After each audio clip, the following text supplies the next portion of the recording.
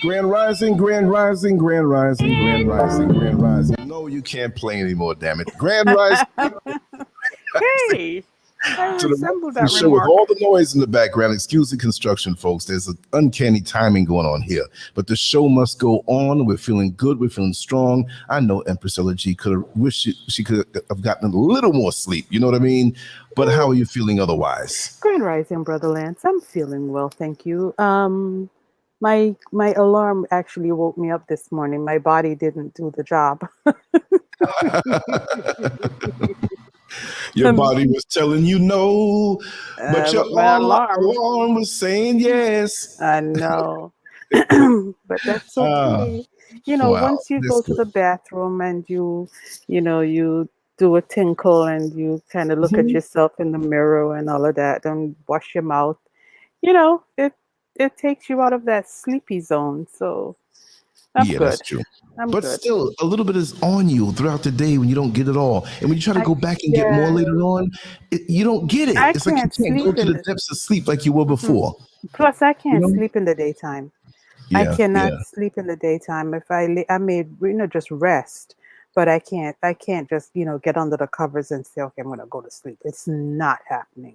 Yeah, I got to be really fatigued. I mean, in my life, I've pushed my body sometime to that level where I can do that, but I prefer not to, especially like if it's another 5 hours before I'm going to go to sleep anyway. Why am I going to sleep now? And I probably won't be able to go to sleep later on. And you know me with my jacked up sleeping hours because of what I'm doing online. That's really the real reason. If I wasn't doing this stuff on social media and all the other things I do, I would be going to bed at a certain time, and especially out here in the motherland, because it's just something about, let me tell you something, and this is not on topic. We haven't gotten there yet, but you see what it's going to be. So it's going to be very juicy. And I have to still say my hellos, but I'm waiting for more people to come in. Exactly, I know. It's 0 latitude and 0 longitude. There's something about this place that there's something about this place that pulls you into a sleep. It pulls you into thank you so much, brother. Thank you. All right, thank you. Yes. Give me a second. Give me 90 seconds or 2 minutes, and I want you just to continue to talk. And I have somebody I have to talk to right now. Okay, no problem. Okay. All right, sorry about that. No problem. Grand Rising, everyone. Let me see. How can I make 90 seconds go by slowly with just a few people who I have to say hello to? Should I say it one syllable at a time? First name, last name? Anyway, Grand Rising, y'all. Hi, Synovia. How are you? Guided by spirituality, Grand Rising. Grand Rising, Indigo King. You can't sleep in the daytime either? I feel you. Hi, Romy Rome. How you doing this morning? Hope all is well. God created black. Well, hello there. And he sure did. The God that, well, that was a quick 90 seconds. Hi, Superman Heru. Very good to see you. Let me see who else coming since. Hi, Denise. How are you? Romy, what are you laughing at? My 90 seconds of how to make it go faster, slower. Romy Rome. Denise Wilder. Guided by spirituality. Indigo King 1111. Sorry. I was trying to figure out how I could stretch it, the hellos, so that you could have your 90 seconds. So you had your hello helper. I had my hello helper. Boy, Synovia says, hi, Brother Lance. Oh, Sonovia, how are you? And I'm not ignoring anybody. I got a couple things going on over here, but no, I'm here for the show. And of course, I got to be here for the show. But Yeah, I you're got a the lot of people guest. going, so What do you there will be a little expect? background noise, but it's okay. That will We're soon okay be with done. your background noise, Brother Lance. If you don't say anything, everybody ignores it. You just have, it's like me with my forehead. Half the time, if I don't say anything, nobody recognizes it. Now they're going to all be Mhm. looking for what the hell is wrong with my forehead. Ain't nothing wrong with your forehead. Boy. Yeah, So but don't worry like I was about it. saying, just What's good, being here, Eric? Mm-hmm. there's something about the gravitational pull here, the zero latitude and zero longitude. Right. And when left alone, you just Mm-hmm. want to sleep. When left alone, when it comes around 7:30, 8 o'clock, it's so peaceful, it's so still. You just have no reason. And that's why you'll probably want to wake up extra early. You'll do it naturally. But I mean, I mess around with my rhythms, and I say, okay, it's Mm-hmm. it's it's midnight, it's 1. Let me do something for 30 minutes. And the 30 minutes ends up being 2 hours and 30 minutes. It's almost like this show when we start talking and we say, today I gotta run out. So I'm gonna do 90 minutes, but then all of a sudden, boom, we're coming up on 4 4 hours hours. later. But I 4 love that. hours Yeah, no, later. but that's authentic energy flow. You know what I mean? Yes, Because we say, yes, okay, we'll give at least this. So yes. we're not forcing it when we go over. It's because it's so daggone good. How many True. times have you gone over somebody's house and it was an unexpected party, not a party where you play music, not a party where you're dancing, but you show up to this person's house. You haven't been there for a few weeks. Then the next person, and you got 5 of y'all vibing, and you got an Mm-hmm. appointment. That's a serious appointment, but it's something that you can cancel. And you're like, I'm not leaving this. You call it, listen, and you even lie about it. I I got know. stuck here. I got whatever. Mm-hmm. Mm-hmm. And you go back to it and you realize Yep. that that day was meant for that you may have Exactly. made an appointment for something that may not have been super serious, but Right. that day was made for that. That happened to Exactly. me in America when in New York, there were some friends that I ran into and come on back by, and so and so's coming. He's back in town, and I had my car at the shop, Mm-hmm. and I was supposed to pick it up at a certain time. And this thing was so good, I didn't even want to leave to pick it up. I said, listen, I'll pick it up tomorrow. Yeah. And I had things to do that I had to push back. But I Mm-hmm. realized the importance of those moments that come to you Yes, yes. that are golden, that if you don't flow with it, now don't go Right. and cancel a doctor's appointment or something very urgent, but something that No, can, something that, yeah. it comes to you. Yeah, Exactly. yeah, It absolutely. flows. Right. Exactly. And that's how you have to do it. So you'll realize that, many of us will set up our life so rigid, thinking we're doing something. Of course, we've committed to the 8 a.m. morning show, East Coast time, and we're going to keep doing Yes, that. But it would yes. have to be a real super golden moment or something, 8 o'clock in the morning, which I don't think is usually going to happen later on. But the bottom line is be flexible. Exactly. Be one who doesn't stay so anal retentive and rigid because you're going to miss out on a whole lot. You Yes, know what I mean? indeed. So what Yes, when you make the indeed. peanut butter and jelly sandwich, some of the jelly spills out, some of the peanut butter spills Ooh, out, I scoop it had back and some of put it that back in the last sandwich and just night. enjoy the Ooh. extra bit that's there. Mm-hmm. Lick the plate, put your finger, get the jelly. You don't have to be so rigid. I Yes. watched a guy one time who was so perfect in how he made the sandwich. And Mm-mm. he put the peanut butter so right to the edge of the bread and put the jelly and Mm-mm. spread it out. Took time and spread it out. It was Anal perfectly to retention. the edge. And he put it in his hand and he about to take a bite and it fell out on the floor. Good. And it fell into the floor, not on the bread side, Face but it up. split Face and the down. jelly hit the ground and the peanut butter hit the ground. I said, man, you don't want to eat that. It's going to be a grit sandwich, meaning And he that it's going to says, be dirt no. near crunch, crunch. You don't want that. Because I think if I wasn't there, he would have tried to get up and take the little grits of dirt. Well, he It's would have crazy. scraped that top off for sure. Scrape it off. Start But over. it doesn't mean, Dami, that being into details is anal retentive. There are people who are obsessive in the things that they do, because I'm one who extremely into the detail. Mm-hmm. When I'm drawing a picture, I'm lost. When I'm doing my artwork, I'm lost. I might have to go, let's just be adult and say, I might have to go pee for 4 hours and I'm holding it almost squirming, Mm-mm. drawing the Trying to detail get and that. don't want to get, I've had such a connection with the Wow. paper to the Wow. point where when I would go to work, and this is not what the show is about, right? I'm flowing, right? When I Mm-hmm. would go to work to drive the bus, right? The jail was different. The prison was different. You do your checks and stuff. You can sit down by the desk and get a little sketch on. but I had a folder that protected the artwork, right? And it would fold over, cardboard folder that had paper on it, nice paper.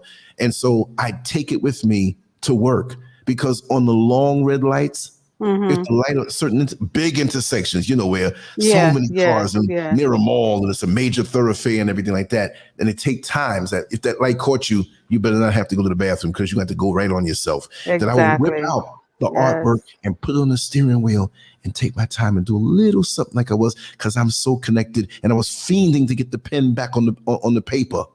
I was fiending. I would sometimes, if I was a little early, I'll make sure to get caught by the long lights, whip it out again and take time. And I didn't do a lot at those points. I would take my time just as if I was home and on it for hours, but I had to touch it. My mind was on it. So when I'm doing stuff for these shows or for these graphics or connecting equipment, like I almost got into that this morning. I was studying a piece that I got. I was like, this is phenomenal. This has nothing to do with YouTube, but it can do things before the feed goes into YouTube. Right. I'm excited. Right. So that's how it goes. So, well, hold on a second. All right. Hi, Sunkissed. How you doing? Hi, Dami. Hello. Good to see you. Grand Rising Take. Grand Rising Yvonne. Grand Rising Queen Red Pill. Did I see it before? I don't think so. Yes, let's see. What is everybody saying here? The large foreheads are a sign of intelligence. God created black. Yeah, well, I guess some of my intelligence is spilling out. Oh gosh. Let's see. Somebody who separates their M&M candy. Oh God. Put them all in a box. And sorry about that. Yes. I'm back. But keep talking though. Keep talking. I was just saying hello and just responding to some comments. Yeah. That's the last of the major interruptions because we have some work being done here. No problem. Hi, Sunkissed. How you doing? How you feeling? Hope you're feeling well. Yes, Brother Lance. Go right ahead. Finish what you were saying. Yeah. Where was I? I was talking about the sleep or the rest. No, what was that? My mind is on 5 tracks right now. My mind is on 2. We just go with the flow, right? Yes. 2 tracks. Let's talk the equipment and stuff like that. Right. But all I'm saying, your artwork. And the focus and whatever I do, that's what it's going to be. If I'm into something, it's 1,000% focus on that one thing. Yes. And it's not that everybody's an artist. Some people are free flowing. They just throw paint and it's okay. You're still an artist. Right? That's how I paint. Yeah, but that's okay. Nobody should rate you and say you're not because of that. Because maybe you see more emotion in what you produce. Yeah. See, I got to make you see everything in detail. Yeah. Right? Yeah. So when I get into it, there's total focus and I can extract more and I can input more. I can put more down on the paper. So in my daytime, when I'm just walking around, whatever, it's not like I'm not working. Guess what? Somebody sits across from me in a restaurant and the light hits their corduroy pants a certain way. I have to study how the light hits the corduroy pants. So I can replicate that if I need to draw somebody with corduroy pants. You just don't draw lines. Some of the lines will be, broken, bent. Some will be darker. So you study this. If it's a piece of metal, like the metal poles on a bus, right? Or the little ones around the fare box, if the red light there, I would just stare at it. Just stare at to see how light bounces off of metal. Right.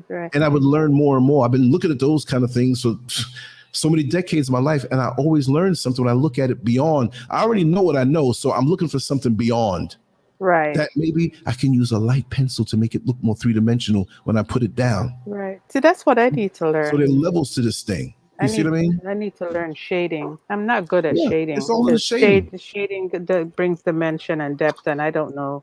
You draw the object, you outline it, and then you begin to shade, but you don't, I'm going to shade over there and shade over there. Once I stay on one part, it's the one part, and I bring it out. Now, I may bring everything up to a certain level of shading and then bring everything up again and go across the whole thing, but that's the way you do it. That's the way I do it. And I get so lost in it. And I'm not obsessive like that or, or OCD with it or whatever. But I've developed a tremendous focus, and that helped me in bodybuilding and helped me in anything that I do. Even if I don't know something, because I know I focus on it, I'm like, okay, I don't know it now, but all of us didn't know certain things at a younger age. But you know what? I'm gonna learn this thing. I'm gonna focus on this thing. And there's a little bit of righteous fear in there, like, this is gonna be tough. This is so intimidating, but nothing intimidates me that way, because I know if I go at it incrementally, piece by piece, and if the piece is too big to deal with, break that piece into little pieces to digest it. Don't look at it as one big mountain. You see? So yeah, let's get into the topic. Zenobia. Come on, man. Humor me. Daniel Abia, he's on Facebook. Brother, if you can come over to YouTube, LanceScurv, directly on the YouTube page, you'll see all the other people who are here, our family who are vibing. Yes. You're kind of isolated on Facebook, and nobody else will see you there unless they're there on Facebook.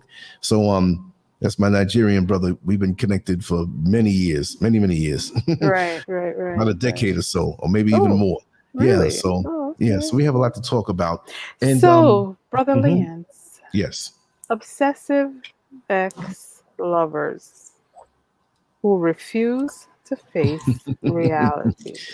I'm not going to say I struggled, but I had different versions of that title. And the words are very important. Of course, when you make a title on YouTube or any social media platform, you only have but so many characters.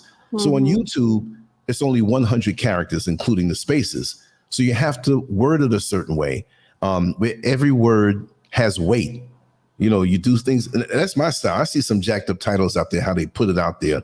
But you have to have that thing first of what it's about and what they do after. That's the way I do it. And I've gotten better over the years. I've gone back and corrected some titles, but the reason why I said obsessive ex-lovers, right, who refuse to face reality, I was going to say obsessive ex-lovers who refuse to go away.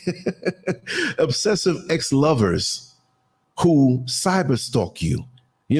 Excessive ex-lovers who want to hijack your present life. I could have went. We're going to talk about all aspects. So a title cannot have everything in it. Right. That's the beginning point to segue into the other smaller points, the micro points. Right. So when I said ex-lovers, I could have put ex-wives. You could have. Right. I could have said, ex-flings. But what about the wife? What about the old girlfriend? Right. So I had to. So you were always a lover with them. And I have the pictures of the women that are there because I'm a man. But this particular topic goes for men and women. So again, in the beginning, I'm saying it this way. I'm a man, so I'm speaking about women that I've known in my life and other situations in life and kind of blending them all together to speak about this, because this is a major thing that even though you think it's something light, and I don't think anybody here may think it's light, but many think it's light, it affects lives. Yeah. It affects lives when it goes past a certain point. Yeah. If you remember in Fatal Attraction, how Glenn Close, I forgot what her name was in the movie, but Michael Douglas had his little fling with her and everything like that. And she got obsessed. Now, you may be married to somebody and things move on after you divorce, but a ex-wife past a certain point may become obsessed. She might be glad to get rid of you. Who knows? But we're speaking about those people in this situation, wives, lovers, flings, one-night stands, whatever. Yeah. You had intimate contact with them. And this is not just focused on the sexual, just an intimate contact. The pizza and the eggplant was say it again? I said the pizza and the eggplant was too good. Exactly. Pizza with eggplant is a very powerful thing. It's a very powerful thing. Right? So we could have gone anywhere with it, but I put it that way to try to encompass the overall. And when I said face reality might be you should just let go. Face reality is like maybe, the person moved on and you may not be stalking them, but for years you're fiending on the memory of what was. And if you do that, you cannot receive the present. You're not getting yourself ready for the better relationship or an improved relationship. And it's not just about the man you find or the woman you find. You open up more portals to receive. You turn the faucet on full. You can't turn the faucet on a little bit and say, man, this water's running slow. You didn't push it all the way. Right. So when you have that time after a breakup, you need to work on yourself. And maybe the breakup wasn't your fault. We understand that. Maybe it was partially your fault. But deal with the parts that you had the involvement in and correct them so you don't bring that same trash onto the next relationship. Right. You see what I mean? So we have people who are stuck, who have dealt with for many reasons, and they may have had pre-existing emotional conditions. They may have had pre-existing mental conditions. And I'm going to go deep. And if I lose you, just let me know and I'll pull it back. Because really and truly, this is a topic that needs to be done once a week. Because there's so many different types. So I'm not going to do that to y'all. But there's so many different types. And while I'll title it different when we do it again, I'm going to focus on a different aspect. Right. Because this thing is real. So, okay, again, I'm going to say it one more time officially. So help me when somebody comes in the chat room later on. Oh, you just talk about the women. What happened to the men? Men do it too. I can't say it twice. Okay, this is the way it is for women. This way. No, I can't do that. This goes for both. Now let's move on. Yes, indeed. The thing is, first of all, when you have someone who is obsessive with you, stuck on you, let's rule out the younger folks who might be 14, 15, and they kissed after school and they thought they fell in love.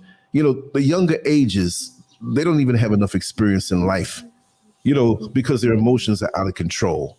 You have sex or some kind of freakish contact intimately, and it blows your mind and you think it's love. A girl will put her mouth on a little boy's wee-wee and he says, oh my God, I felt so good. I love you. He usually says that when he gets to that point. He never had that before. And the parents know when he comes home, son, what did you do this afternoon? And the father knows. The mother got my wee-wee stroked. Exactly. So he equates that with love because the range is not as high as when you're a grown adult who have been through pain, pleasure, heartbreak, and love. So now you have a menu to choose from to know where you stand. But some of us don't have that. Some of us get to certain ages in this life and we just don't have that. Some develop faster than others.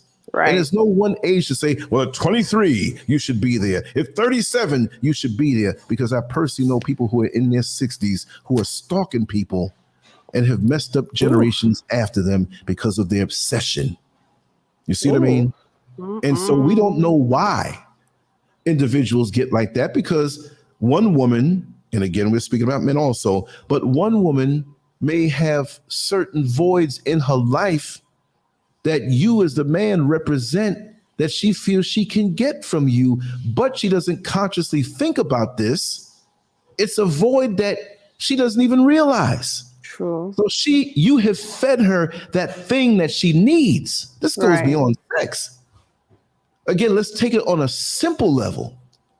She may have a hunger for the male energy in her life. She may not have grown up with a father or may not have had much of a strong father figure. Right.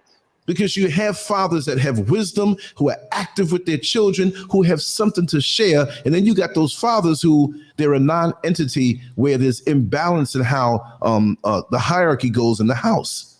And so he comes home after he puts his check down or goes in the bank. He don't care about nothing except sitting in the back and drinking all them Heinekens. So he's a non-entity in the house. He's emotionally unavailable. Right.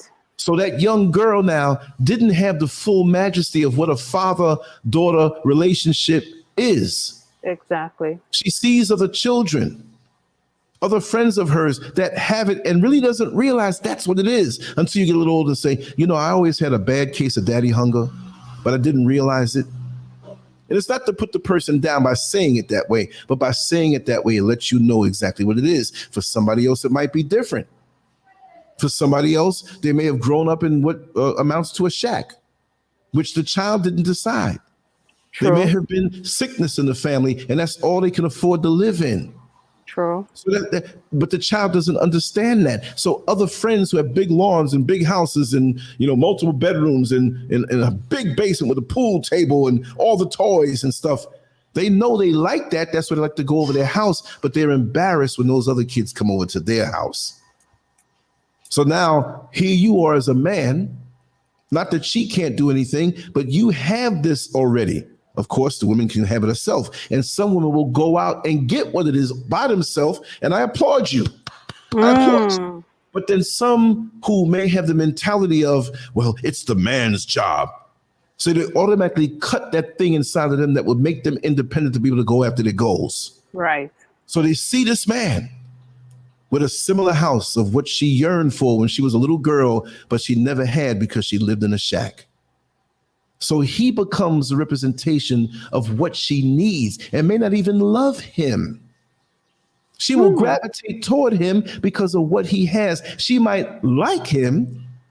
She might find nothing wrong with him, but she's not really attracted to him, even though she will say this to herself and lie to herself that, yes, I love you. No, you love my house. Yes, yes. If we get married, we're going to make it where it is your house too. But before that happens, she gets so caught up and something happens in the relationship where he realizes that she doesn't really love him. It's about what he has. And not the car or the money. It's something about that house. Yes. And she can't wait to get it. She's not going to wait the couple of years to get the down payment and clean up her credit. She can get it quick that way, but she's not a gold digger. That woman there is not a gold digger. She just yearns for a certain lifestyle. She's not trying to use anybody, but why wait when I can have it all right here? He's showing me interest.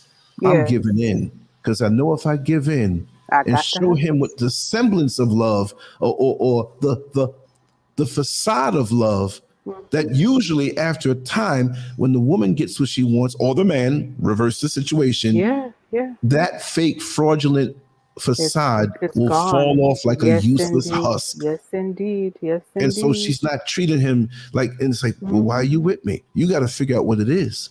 Yeah. So it's not just I'm stalking you because we had good sex. It's not just stalking you because, well, I lived in a shack and I love living this way and I can't wait. It could be a multitude of individual factors, and it could be an even more multitude of combined factors. Wow. And we get thrust out into life when we're 18 years old, or if we get an opportunity to behave ourselves, we get a chance to stay longer and undergird ourselves financially and on an educational level. But whatever it may be, whenever we do hit the outside world and all of the responsibilities that come with us, we really don't get into the meditation. Time is limited in the modern society, and the closer you live to the biggest urban whatever, you really jacked up. You really got to pull away. What do you know about cleansing yourself and your mind and your being and meditating and being at one with yourself when you have no examples of nature around you? It's just hustle and bustle. Exactly. So there are people I can't blame for being the way they are because they didn't have a chance to breathe. They may have had a child early and it was all about them. And we know that not 9 times out of 10, but much of the case when you have a child early and you grow up in a fast city and you feel like now you're missing the parties and your other friends are free and some went to college and some went here and they're living life, but you better be working here and you better pay for that baby. And now you get to be 35, 40 years old. You want to make up for what you didn't have because it ain't just 18 years old when you have a child. Don't have more. In this day, it's going to be even worse. Yeah, just because lots of times we don't script our lives. We don't plan our lives. Things happen. And then we have to deal with it afterward. Exactly. So we have to analyze ourselves. Look, even though it's about the man side of things with this, again, I'm speaking about men who are in the same situation. I know the chat room gets that with me. But what about the man? Right. What about the man? And I don't call my sisters anything out of their name. We quote people, but you know the term Captain Save a Hoe. I'm not calling women hoes, but that's a term in the hood that if you don't know what it means, Captain Save a Hoe is that man who wants to always save the woman. He doesn't really try to get with a woman who's independent. Maybe he has a need to feel the savior because maybe early on in his life, he was put down so much, but he lowers his standards. Not that he's lowering his standard for a woman who may not have much money, but she may not have as much class or culture. She may not be compatible with him, but he doesn't want the challenge of a grown woman who has her own sugar honey iced tea to say, nigga, if you don't behave yourself, you getting out. Exactly. So it's easier for him. And I know a lot of Captain Saver hoes that don't make a lot of money, but they'd rather lower it. When I say lower, it doesn't mean the other woman is less. Because like I said last night on the show, if you grow up in the hood, it don't mean you are hood. That's right. You got people who didn't grow up in the hood physically, but they can't keep out of the hood. What about that little dirty white girl who grew up on the rich side of town and she just loved to be around some nigga D-I-C-K and passed around? And they laughing because the daddy's car that he let her go out with, and this is off topic, her little Mercedes is parked up. Hey, girl, hey, I'm going to run to the store real quick. And so he goes to the next girl's house, flashing the car, hitting off the girl in the backseat of the car while the little white girl's being used. I know about a lot of little white girls that are fascinated with hood life. Right? Lance. Yes. Little Bitty's in the chat. Read what she's saying. What's she saying? What's she saying? Let me go up she want to be saved. She wants to be saved. But see, here's the thing, Elizabeth. With Captain Saverhole, he don't want you to have no power. He ain't gonna nurture you. That's he right. want to keep you where you are because now you become intimidating when you elevate. See, Captain Saverhole will never do anything for you to elevate. That's the science of it. And there's no book that I read this from. Me growing up, I'm not gonna say in the inner city because I grew up in the house. I grew up a nice childhood. I was grown already when crack came around, so it didn't bother me, right? But all I'm saying is that Captain Saverhole is not going to save you and elevate you. A real man who loves you is going to make sure to make it where if he's not there or he gets snatched off of this level or snatched out of this earth, that you'll be set. Captain Saverholes are good only for temporary upliftment. They'll make sure your bills are paid. They'll make sure you're fed. You better not break them chains because what he's doing for you is actually chaining you in. Right. You better stay the way you are so I can feel like I'm saving you the whole time. Woo. Right? Yes. Right? Yes. See that, Elizabeth? I'm showing we you want love. to be saved. I keep the thing on the bottom to continually show that people need to go to her channel and subscribe. Yes, go to her channel and subscribe, everyone. She has some awesome I didn't just shows write that on up there. now. We've been. I had it waiting for you. Yep. She be It's like talking the burglar coming in, you got the pistol weight like, pow, I got you. But she's not a burglar, she's family. But going back to the topic, the dangerous thing about these obsessive ex-lovers who, again, I'm speaking from a male perspective, this can go male too, right? Is that whatever complex reasons that they're not even aware of, they may be aware of some of them, but not all of them. They can't get a handle on reality. The relationship is over, regardless as to the level of relationship. It could be a full-blown marriage. Yeah. It could be where you were just lovers who said, hey, we'll stay committed as far as the physical, but you don't rule my life. Right. We're going to get together and have some fun.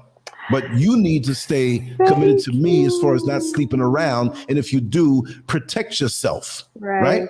So it may be where it was a something that happened for one night, or maybe a couple of days, or whenever, with no commitment.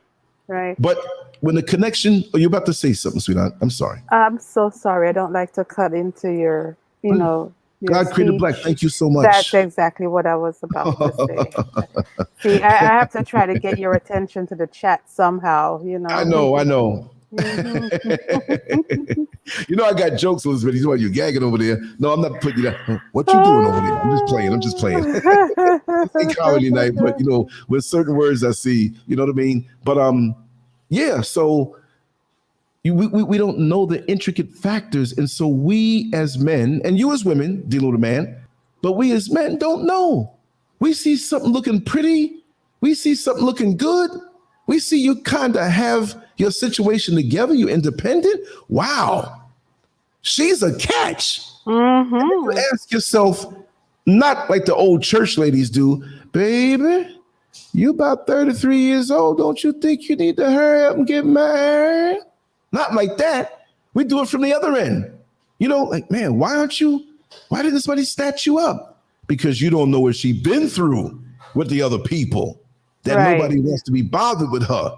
So usually these types, right, when you stay in one area and you get a reputation like, you don't want to touch that thing, man, she gonna be stalking you. There's some women who stalk every man they deal with. And no man wants to be bothered with it because the word gets around. Right. There's some women who they've never been that before, right? They've never been that before. They never had that issue. But it's something about that man that triggers these things off, these voids that they need to have filled, right? And so now all of a sudden it comes as a surprise because from what you can see in your time getting to know her and getting to know her friends possibly and all those around her, you didn't detect that. You didn't pick up on that. You may have a friend that knew her as a friend for many years, but at a safe distance, and it's like, no, man, she's good. She's good. And you triggered off the stalker in her. And now you got a lifelong problem because she will never meditate and look within to correct the voids. She's going to never let go of you. And now we have the internet, y'all. Now we have the internet. And again, to go back for a second, I'm going to talk about the internet, but those women that know they are, but are in denial of who they are, they know it.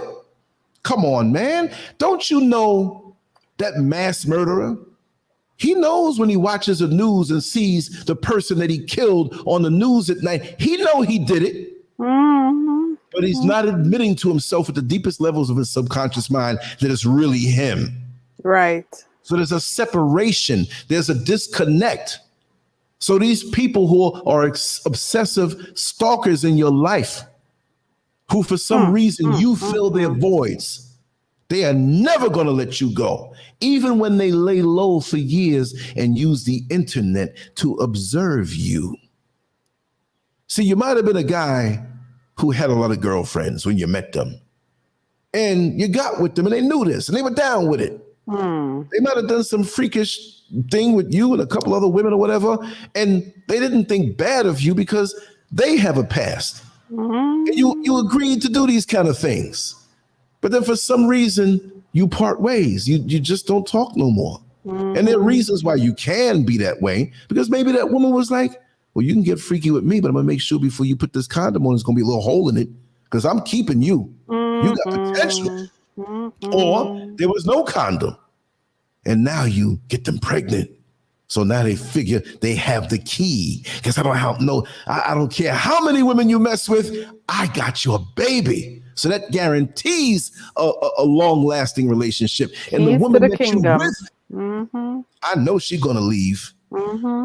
What happens if she doesn't? What if she says, you better get the hell out of town? I'm gonna kill you. Get people, and they know it, and they leave. But later on, there's no contact. And years later, they find you on social media, and you're not like that anymore. You have a family now. You're married now. And they look through a lens that wasn't all the way there then because that's what they're looking for. This man who gave me a child is now a catch. I'm going to keep watching him. And I'm going to keep watching him, but at the same time, I'm bitter because I didn't have that with him. And I got his baby. Oh, God. And my child deserves to have that, what he's given to these other children. So now I'm going to obsess over you. And now that I got your attention and you reconnected, you're going to be mine. And then when the man wakes up and realizes this girl crazy, and you messed up your child too, to fight your battles with you. Wow. You have mother-daughter teams out here where just like that mother who keeps the son in, who has a mama's boy and retards his development to the outside world and runs off every potential girlfriend who might one day be a wife. Good women. A good mother wants a good woman for her son. Because at the end of the day, she knows he's a grown man, but the proximity of time between them, if you had the child when you were 20 and now you're 40, well, the child is 20. Right. You're 60, the child is 40, more or less. You know, there's going to be a time, unless you were born the exact minute and exact day. But like a satellite, you maintain that proximity to your son or daughter or your child. So at the end of the day, that's always going to be your baby. Even though you know they're not a baby anymore. Yes. And I was telling my daughter that the other day, I said, you know, you're always going to be my baby. You're a grown woman.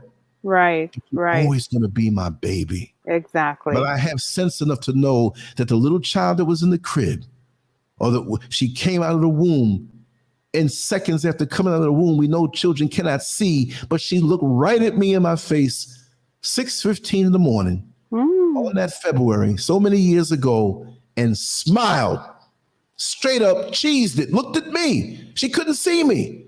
She had to see me. She saw me in a spirit and smiled. And I knew everything was going to be all right. I knew I was going to have that ultra special connection that's unconditional no matter what. And nothing can get between that. So the others see that. And they're so mad, but they act holy. They won't reach out and connect with the extended family. Cool. But then it becomes a competition. The one you have that connection with does something, gets in trouble. Something light. And the other one, see, that never happened to me. It becomes a competition. So that mother hiding behind the child, it gets the child to be a stalker, information gatherer. Your things that you can't handle and that you can't let go, now your child is involved in it, and it's so selfish because they can't grow. You two will be forever tied at the hip, never having a man if it's a daughter. Because it's about you both. You cannot fit, and you wonder why you don't have a man. Now the daughter's grown and has an extreme eating disorder and is blown up like a pig. Further lessening the carnal advances from men, although we can be sweet, intelligent people, but this thing can run deep. And the internet has helped the stalker, helped the obsessive ex-lover. To keep watching your life and hating on you, or just keeping tabs on you, waiting for the chance when it appears that you don't have on your wedding band, that appears that when you write something, oh, I think he's having problems. Let me find myself in his neighborhood. And I know women like this. I know several women like this. I know a woman who all she does is stay online. She ain't got no kids. But she's a voyeur extraordinaire. And everybody who in her younger years she dealt with, it didn't have to be sexual. It could have been going there and it could have been that way. She has a roster of people that she watches. Wow. And she's a pathological liar. She will tell the story the way she wants to tell it to make her look good. You see what I mean? A real sickness right there. Exactly. And as they spread their propaganda, the only way is to come out and be brutally honest with your involvement with her in gory detail. See, I'm that kind of person. I'll tell the things that I did bad, but I'm also to the real deal. Right. In detail. Where you say, this guy cannot be making this up. Because you come with receipts. That's why those types, when they deal with a type like me, have to operate in the shadows. Don't you think, with my wild past, that some of those women who are looking for a man now, who are in my age group, don't you think they see and they're like, man, if I had stuck with him, not that I'm all that, but the pickings get slimmer. Yes. You get. Yes. Well, we're not even just talking relationships. And this is why it's important to have your children, to expand your social circle. Because when you're younger, say, for example, in your teen years, the world is yours to conquer. I ain't never going to be lonely. I'm always have my friends. But what happens when you keep getting those phone calls and you find out that this good friend passed away and that one passed away, and your world connected to the past and your upbringing now, they become pictures on the mantle over the fireplace, and that's all they've become. Now we have video. Maybe you can have video. That's why I tell people, take video of all your family.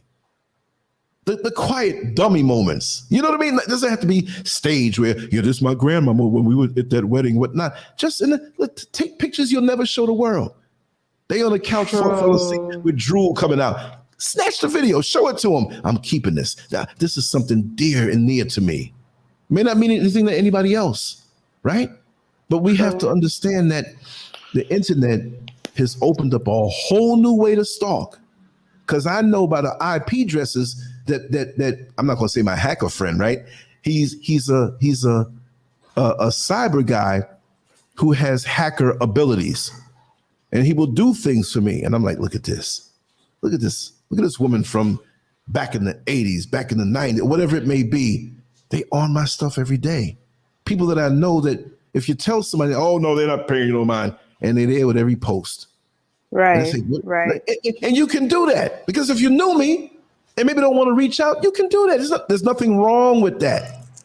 But when you start to now find yourself like this young lady, I know she ain't got no kids. I said it ironically. I know I said it ironically. She doesn't have any children, right? She has no children, Sir Lance. You know, when I get into a flow, right? It's the bottom line is she had her roster of names of people who they may not have done anything wrong to her, but she feels rejected. Right. When later on in life, 20 and 30 years later, that they're happily married, whether they're happily married or not, they're with somebody. Mm-hmm. And they get into this psychotic mentality because I remember talking to them and they would tell me, is that speculation? This one girl I know, she told me how she was following this particular gentleman that she was involved with for maybe, I can't even say a week or two, maybe, I don't know. Come on, are you serious? Yeah. Maybe a month, I don't know. But he kind of like just disappeared.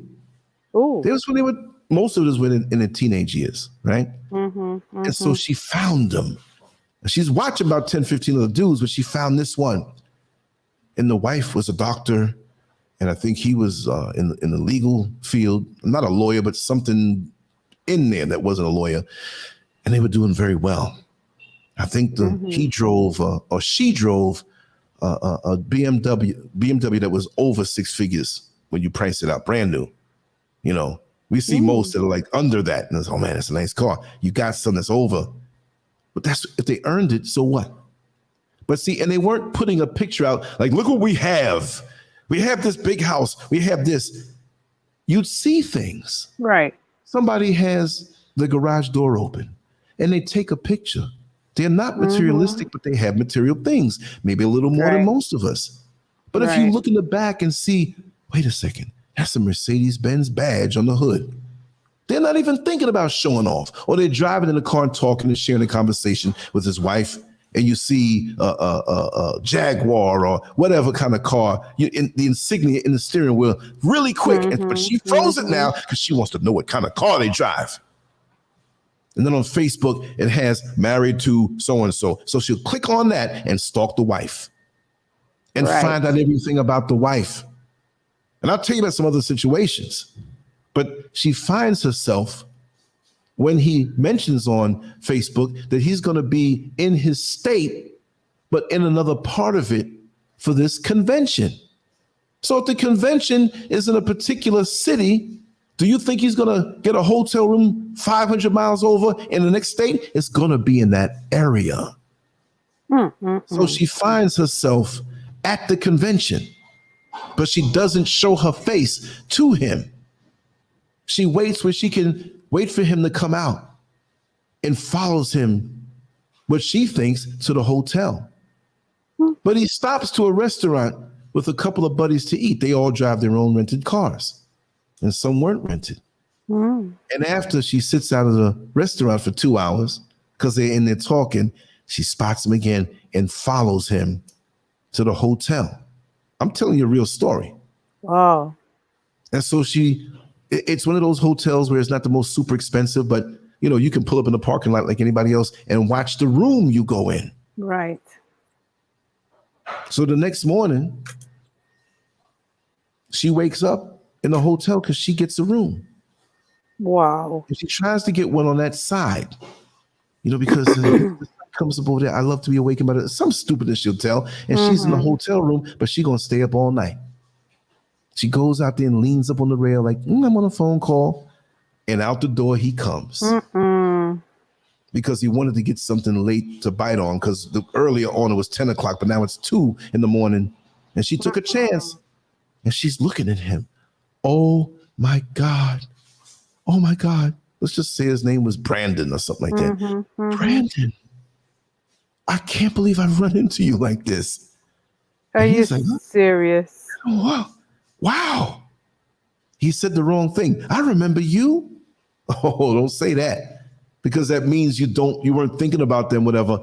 So it's like, this has got to be divine, she's saying. And with him being a religious man, he thinks so too. So he's innocent in his approach. So she's like, listen, where are you going now? There's so much. Do you know that so-and-so died? And try to pull strings, really? Oh man. And then so-and-so died so young. Oh my God, I heard, but I didn't think it was true.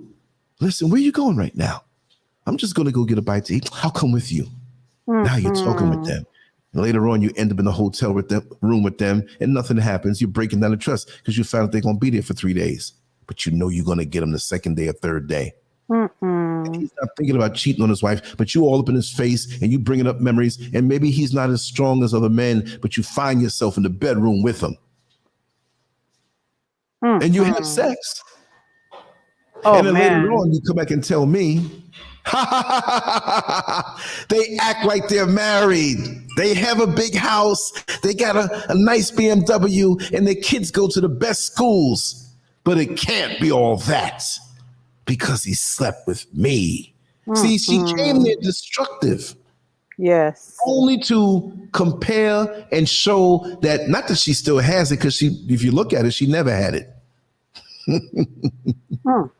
She can act like a nice person, but she is so caught up with her own demons that anyone who has the semblance of a happier life, it's not cut and dry, Joel. Sad, happy. One line down the middle. Whatever you feel now, you might feel happier. Things might hit your brain. You may take a loss in life somehow, and you may not be as happy, but still happy. But it don't mean you're like happy with the song where they're jumping around because I'm happy. That's a nice song, but that is like, I call it the Prozac song because nobody walks around like that. Right.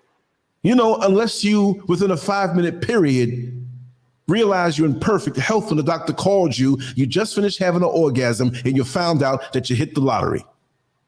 Then I'm happy. You know what I mean?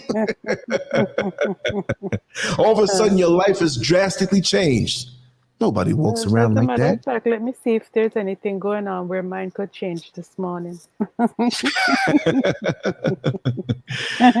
Yes, so as we get older, the social circle starts to diminish. Right. And unless we have a way of replenishing that, that's where you see so many people who are much older running down to play bingo. Ain't nobody love bingo that much.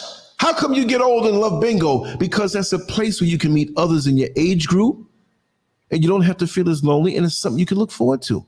I don't play bingo. No, I know, but see, you have a full life. Not that those don't have a life, but if many of the bingo players at that age had somebody who was taking up most of their time in a balanced, enjoyable relationship, they might not be there. And I say might because any balanced relationship, and that's why I said it that way, the mate will allow you to do what you need to do that makes you happy, independent of them, even when they're not into it. They don't want you to stop. Sweetheart, you love gardening? Go out in the back and knock yourself out. I know where you are. Like Mrs. Scurv is here right now. She's hearing all the things I'm saying. She's not up at the garden today, right? So she's here, but she knows this is what I do. She's like, well, what are you on there for?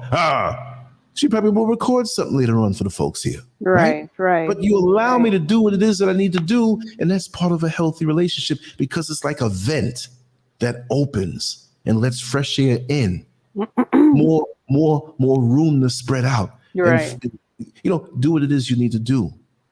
But these people here, they feel as though you robbed them of a reality that you're now enjoying.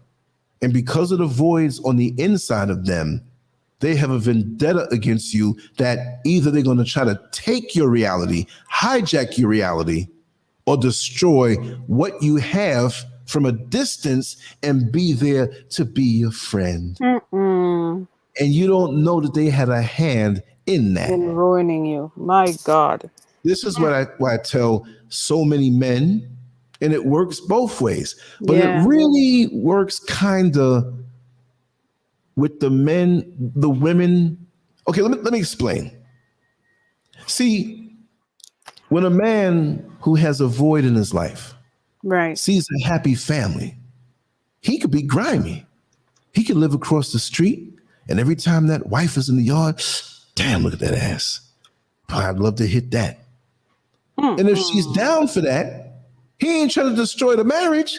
He just want to get a little friction in her orifices and bounce. They like that. The grimy little vibrational men, they'll roll like that. They're going to say, I want to be married to you and I want your reality. Don't go on and have your reality. When you want that thing, you call me up. I'm talking real. But we have a lot of women who don't want the man. They might live across the street from the man who's married and has his children and sees him holding the children, right? She always wanted children, but can never have them. Maybe it's something physical, but that's not the reason why. In her mind, she's been burnt so much. Right. In her mind, she must make the narrative. All men are dogs. There ain't no good men out here. So she has to create that narrative to feel comfortable in how she's been burnt. So when she sees a man who is good, and ain't no man perfect, but you know what I'm trying to say? Overall, he's a good man. He's about his family. He's about the community. And you see this. Right, and you is that type of woman. Not all women now. Like I said, I was going to go deep. Yes, you are. But he sees, or she's peeking through the window with her broken Venetian blinds because she's peeking at it so much, they gave way. That's why I call types like that the nosy Venetian blind players. You can walk up to the blinds and just not have to open it. You just look through. And so he's cutting the lawn. And a woman in a bodysuit spandex who's been running with a devastating body and dimensions walks past him. Now she's looking in through the window. He act like he's so good. I bet you he turns around and looks at her ass. And he's cutting the lawn. He even stops. Oh, I got him now. To wipe his face, but his face stays straight and he doesn't turn and look at anything. She begins to resent him because that's the one in her mind that was elusive, not necessarily him personally, but what he represents, that there is a good man out there and I've been burnt by these other ones. It can't happen because if there is a good man out there, and I say all men are dogs and all men are bad, you could be paying the bills and still be a dog. You know, you can look good on the outside and still be beating down your woman. Mrs. Scurv passed by several times. People doing work here passed by several times. If she wanted to, she could have got behind me. You think Lance is real? He's no God. And you hear her voice, you're like, well, I don't care what the other say. She said it. There's something going on over there. She's as quiet as can be, even kind of shy. If next time she walks by, I ask her, come on, say hi. Exactly. Because she starts out the videos. Good morning, everybody. How you doing? And by the end of it, she's just rolling. Ready to roll them down the hill. Like God, dog, you know. So now this woman who's looking through the Venetian blinds, who sees that this man did not look at that girl's backside. Maybe he waits to look at things on porn at night. I don't know. Maybe he waits till he's out of town to get a little more friskier. But from what she can see in studying him, he is that good man. Now she got a problem because she's got to take responsibility. Not that it is always a woman's responsibility when a man burns you, but you can't say that all men are bad. You have an example living right across the street from you that you've seen for day in and day out, week and month and year after year. How the kids are so happy when he comes home, Daddy! And it cuts you. It burns you. Just like the woman who has the child from the man who was out there and he ended up being good. He slipped through your fingers. He's mine. But in this case of that woman who says all men are dogs, she has got to do something to be comfortable to live in that narrative that she's accepted for so long, because she didn't want to bear responsibility that she may have had a part in. Not the times she's been burned, but the times when certain relationships that were budding seem to not work out. Right. And mysteriously they disappear. So it ain't me, it's the men, they're all bad. No, it's not always the bad men. And there are a lot of bad men out there. I see it. I know it. So now she goes over and befriends the wife. I mean, Lord. She knows them to wave at them and stuff like that. But now she comes out and says, oh, I noticed there's a plant there in your yard. And my yard doesn't look as good. I work a lot and I want to get into that. Oh, sure. Take a piece of it, and breaks it off. The wife, he gives him the piece of the plant. And so she establishes a relationship with the wife that's not too pushy, but she's establishing a new rhythm, you know, and she'll compliment her. Oh, the yard's looking good. You have another one over there. Let me see what that is. And then she brings this woman inside the house. And now she gets to see the man, but she's not pushing up on him. She don't really want him. She's mad at him for being the good man that she never got. You see, and this works for men too, who may be bitter as they get older. And they were old players, but now they're looking for a woman that they can't find because all the good women they screwed over, they're older, married, settled, and he has nothing to bring to the table. Don't have a house, a place to live in, not a pot to piss in. He was playing around, jumping from bed to bed, using a woman for 6 months, using another one for 3 months, and living here and living there. Is jacked up credit, bad work history. Now he's getting old and his knees start hurting, and the penis don't defy gravity like it used to. He's not even thinking about that no more. His ever lowering testosterone levels. He's thinking survival, and now he's bitter at that man who has it, who stuck it through, who had problems in his marriage and stuck it through, raised his kids, and has a community around him with extended family and people who loves him. He resents that man. So he wants to violate that wife. Right. He wants to try to get at that wife because, see, he figures he knows the lines of everything to say. Mr. Scurv, just come to the mic and say hi. See, she's shy. I told you she was going to be shy. She's not. But then when she gets on the video and starts out soft, she's a raging lion.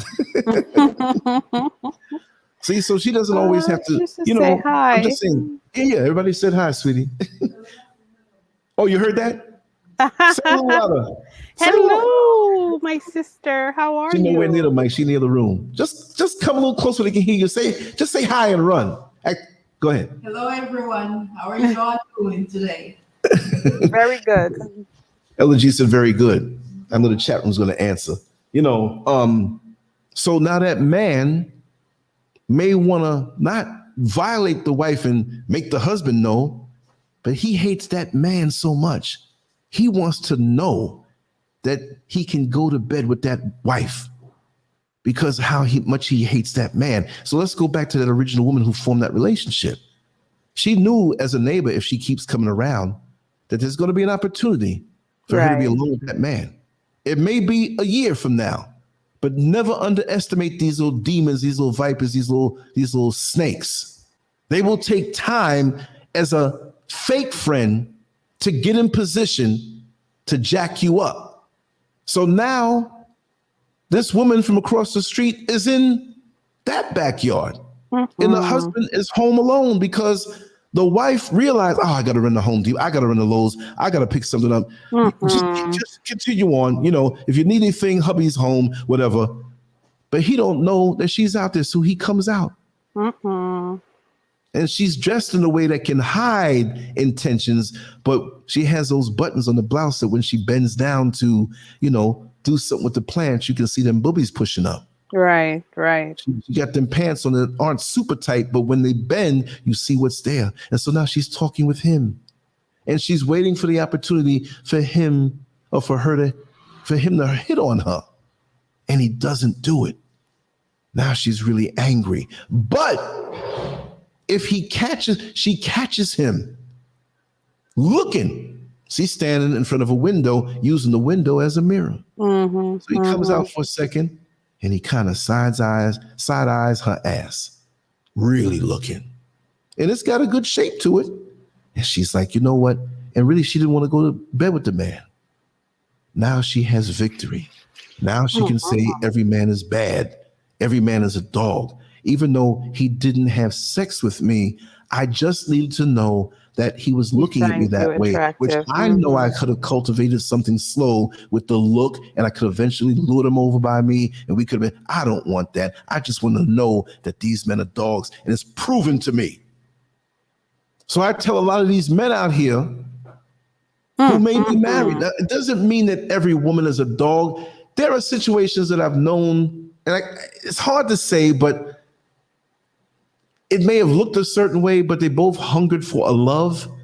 And maybe that wife was bad or did something. I don't know. There's all these combinations out here. It's not always where, oh, she's bad or he's bad. It's never absolute in this world. There are factors involved. How many times have we heard about that man who kept the 4 girls in the house for 10 years, never let them out. They use them for sex slaves. Yeah. And even when they were in the backyard and saw other neighbors, they were so terrified they couldn't say. You mean they couldn't hop the fence? Exactly. He had their mind so much entrapped and enslaved. You understand? But that woman now that knows that he hit on her, she got what she wanted, and now she's comfortable and doesn't have to take accountability for her losses in potential relationships that went sour. All because of that. What I'm saying is that some of these obsessive men and women, but we're talking about the women because I'm a man, they will go to the ends of the earth. And it doesn't matter. As long as they feel this way, it don't matter if they're 20 years old or 30 years old, like I said, over 60 and 70. Right. How about the woman, like I told you, I was walking down the street with another person. I was kind of dealing with them, right? He said, kind of. That's the story behind that. Yes, it is. How do you we were holding hands and walking down the street, right? And we saw a lady on the front porch, and she had the perpetual, I'm a nice, happy little old lady look. You know, like some women, when they get older, you could tell they were demons when they were young because the wrinkles in their face don't look pleasant. You have some who get gray and you can tell they're older, but there's a glow to them. And even when they're walking from the store or down the street with a little cart with groceries in it, they have a little smile on their face. It looks so pleasant and they're easy to approach. So this lady had this look and we were holding hands and stuff. And she's like, oh, look at the beautiful couple. You look so nice. She just flipped on me. You look so nice. He's so handsome. And look at his muscles. I know you like that, young lady. He's a good looking man. But wait a second now. It's not just on you. Look at her. She's so pretty. And she got a little shape on her. I know you love each other until you get pregnant and F each other's lives up. I'm like, what happened? And as we walk past, we looked at each other, and she got up out the chair. See, you think you got it going on now, but you're going to F each other's life up, and that man ain't going to be with you. You see how he built? He going to run with every woman who comes at him, and you going to be heartbroken and left with a... She was transferring what she'd been through onto us. Yes, indeed. Because the potential of us being happy, at least for the moment, she could not stand. So how many times has a young lady, not really a young man, because young ladies usually go to the older women for advice and, guys go to the men. But sometimes you break that rule. But how many times has that older woman who flipped on me that day had a younger woman go to them for relationship advice? They may sound sensible, but they're going to tell you something to poison you. Like a computer virus, you come back at home with this advice, but there's something in it that's going to grow in you. Yes. And shut your system down like a computer. Yes, that's true. So they will tell you sensible things and put a twist in it according to what they know about you, and then wait back for the results. Like, smallpox in the blankets. Yeah, I'm giving you this shot and not giving you a cure. The Tuskegee experiment. See, don't think because they act nice and tell you something that seems sound that it's not going to kill what you have down the line. A person who is wickedly smart will not put a whole lot of poison in your food. They'll take a little bit of time, a little bit, over the course of a year until it becomes so toxic to your internal organs that it may be so toxic, but over a period of time where it's not detectable. You can't detect everything in the body. Well, there are traces of this, but it could have come from whatever. And you got a big insurance policy on that person's life. And you get the money and run off with the person you've been creeping with. This thing is so complicated, like it's so hard to even stay on topic. You know what I mean? Yes, but these obsessive people, if they can't obsess on you, you think they're going to wish anybody else good for what they thought they should have? You may have a girlfriend, you're a woman, I'm not talking about a lesbian girlfriend, but you may have a girlfriend in your life who you have this relationship, or you have the potential for a good relationship because you have worked on yourself and you don't have and contain the toxicity that your friend has, but you don't know it. And she has, and she's not going to acknowledge it.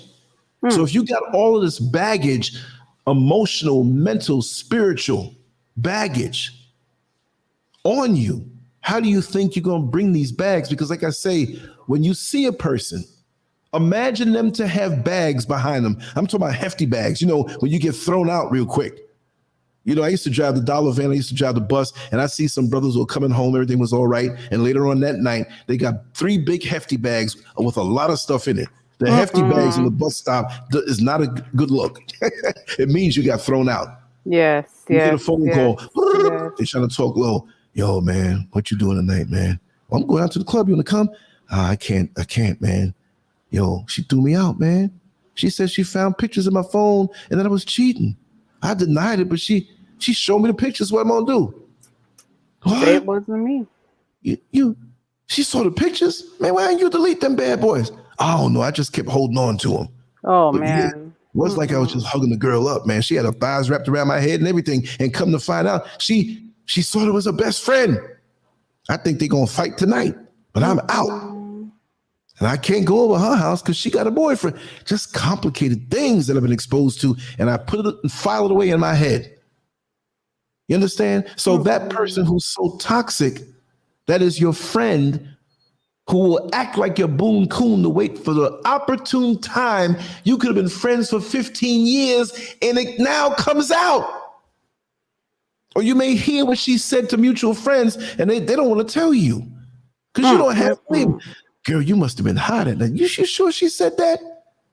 Because the toxic people who have these obsessive behaviors that they may feel they're scorned or they're stalking somebody, they don't want nothing good for the next person.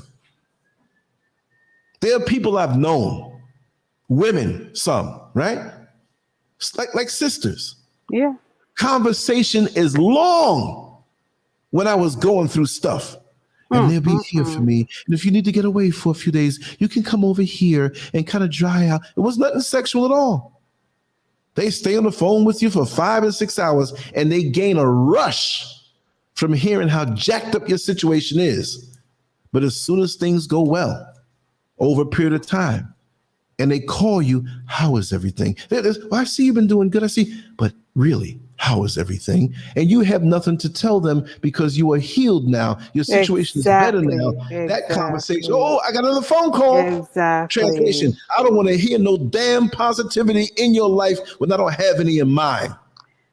Oh, my God. And when you're venomous that way, it's because now you got blockages and you're causing yourself to not receive because your stuff is blocked, because you're bitter, you're angry.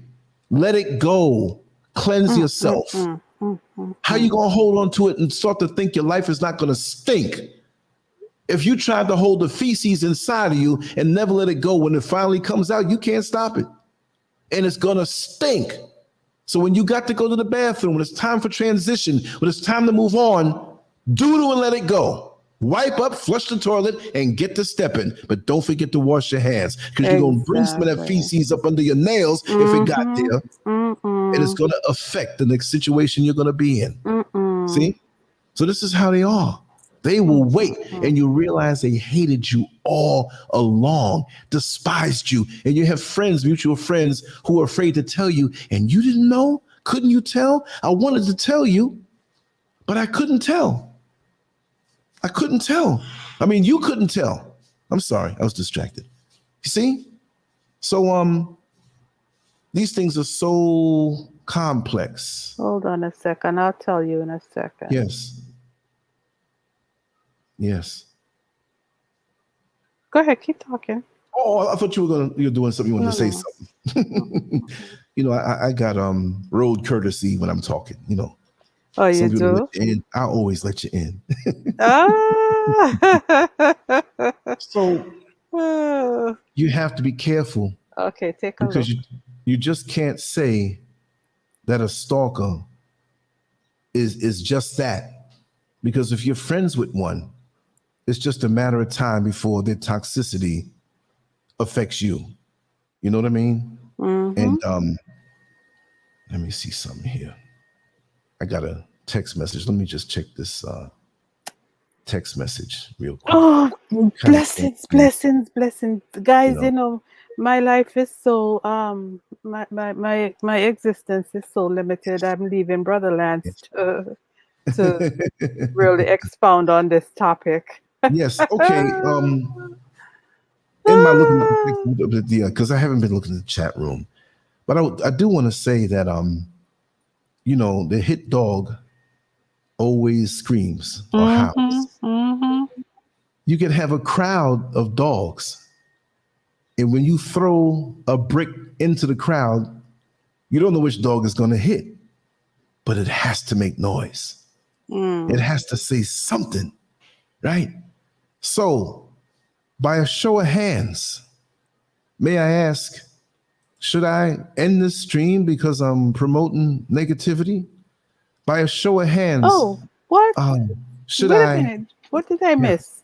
Or is that on another Facebook? Is that on another? Maybe. Yeah. I think it's on the other one. It may not be on the LanceScurv, but it may be on LanceScurv and ScurvMedia. But I just want to say that came through on another page, and I let everybody talk. You know. Yeah. Yeah. Oh. Let me just read what was said, because I saw this individual on another stream before, and they didn't see any they didn't say anything negative, but here it says hold on one second, let me say something, Mrs. Scurv. All right.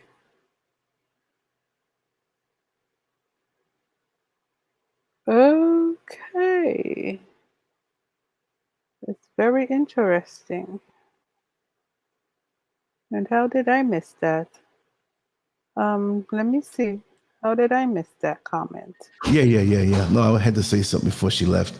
Yeah. So I mean, if I'm spewing negativity, and maybe I've had an intense life and I try to tell like it is, but let me read the comments. So those who don't have the same bullshit talk every day, get some counseling and heal.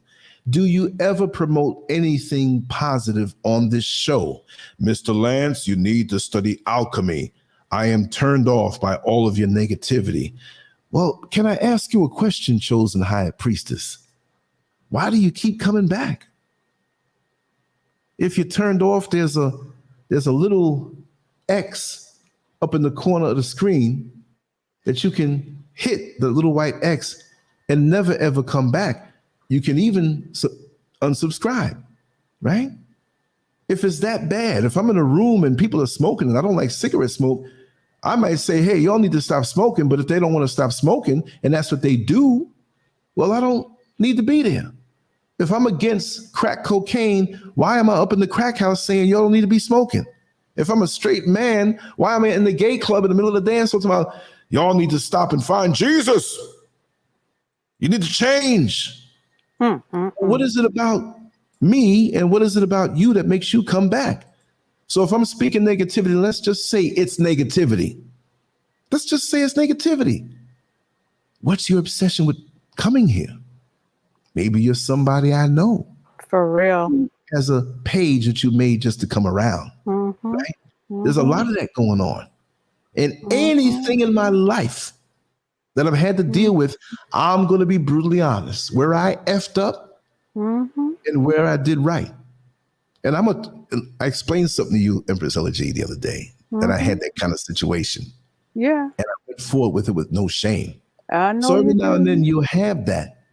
but I'm going to try to work along with you and try to understand where you're coming from, because that's just the way it is. I mean, I have no venom toward nobody, you know what I mean? But that's just what it is. So I'm surprised that she's in that particular YouTube channel today, because she was in this one yesterday morning. But that's somebody who wanted to go there because, you know, they were going to make their move, you know, that way. Mm-mm-mm. They were going to make their move. Now she's in this one. Oh, wow. Well, that's good. But maybe they realize I'm not there and I want to blow you up and nobody heard. But I put the comment up, so there's nothing to hide, you know? But what I will praying do instead. So do some Bible. Okay, you see, this is exactly what was happening yesterday too. Exactly. Thank you. Yeah, unsubscribe. But also, I want to say you're also blocked. So if you decide to come back, you can. There you go. Thank you. See. And do it on the other one too. I mean, is she on the other? Yeah. I'll pre-block them like I can do. Yeah. I'm not scared. I put the comment up. Right. And when I see the name Chosen High Priestess, and at this point with the alchemy and what we talked about last night on a personal level, that this individual who I know, who most likely I was involved with, could be her. When I broke down the situation, the theoretical situation, I added some of those things in it that are going on to this day. And this is what made me, to a point, get influenced to make this. No, Crampy, you can allude to it, but you can't use it outright. Or cream pie Lars, whoever this is. If you're not one of us, you better just make sure you step off this channel right now and not use that N-word at all. Let me just say that. Can I use the N-word in here? Why the hell do you need to use the N-word? Exactly. That's just a troll. We've thrown bricks and hitting all kind of bruised up dogs up in here. Oh my God! Isn't that something? That's crazy. What? You're going on timeout. I don't know who the hell you are, because I ain't never seen you. I knocked him out already. Anybody, some white avatar? Can I use the N-word in here? Yeah. You know, exactly. You know, it's crazy. But this is the thing. But what was negative? What did you say that was negative? But that's why I put it out there for everybody to see. Yeah, I know it's not everybody keep reading. And again, I say, I don't know everything. I speak from experience, and I like to talk about the things that people don't want to talk about. And when you break it down, because Chosen High Priestess was priestess. Okay, that's a female. Could have been a dude lying. That's a woman. And the Chosen High. See, I can go in a particular situation that's going on in my life to this present day. Nothing bad, like it's not affecting me, but I observe it and I've learned from it as it has developed, because certain people can't let go. And when I say that they bring their child into it and they're stuck to each other in their obsession, oh, that really hurt, because they know. And now they know I know. And I'm in Africa, and you can't stalk me too easy here. So you got to go now and go to the rest of my kids and then have fun. You still have the void and the toxic energy that your mother gave to you and that she has. That's unfortunate. It's unfortunate. And one day I'll say it all. But again, I have to speak it with surgical precision, because I'm not trying to hurt anybody who's an innocent bystander who may not like to hear all the facts. You see what I mean? Right. They may not like to hear all the facts, and they don't need to, because I've been out there. Right. And the best way to negate when people come at you is speaking the truth. So they scared to show their face and come on to the show. That's why anybody who comes with something like that, I'm not mad that they say I speak negative. Maybe they come in and maybe that's all they heard. But when we speak of that title, remember when I spoke of the woman who wanted to know that that man across the street was a dog because he looked at her ass, and she's happy now because her narrative is backed up by his actions. Right. But some people hate to face themselves. I try to face myself every day, and there are things that I'm still working on that I must face. I admit that. I mean, I may have a show and tell you what that is. It's nothing major. I've been working. You know, I don't care. If I can tell you I'm walking on an old girlfriend or a dude with a huge tool diving, who tells that? That's not gonna make me look cool. The troll, oh, you a simp. Oh, I ain't never tell. You sure you want to say that? I'm not out here to look cool. I'm in the old man phase. I'm not an old man, but I'm at that phase where I'm free. I can wear plaid pants with polka dot shoes and an old print shirt from the 70s with white socks and my pants pulled up right up under my nipple line, and I'm okay. I don't care if I don't have the most expensive shoes. I may get my sneakers I may get my sneakers from Walmart, the cheapest ones. What them name again? Naturalizers.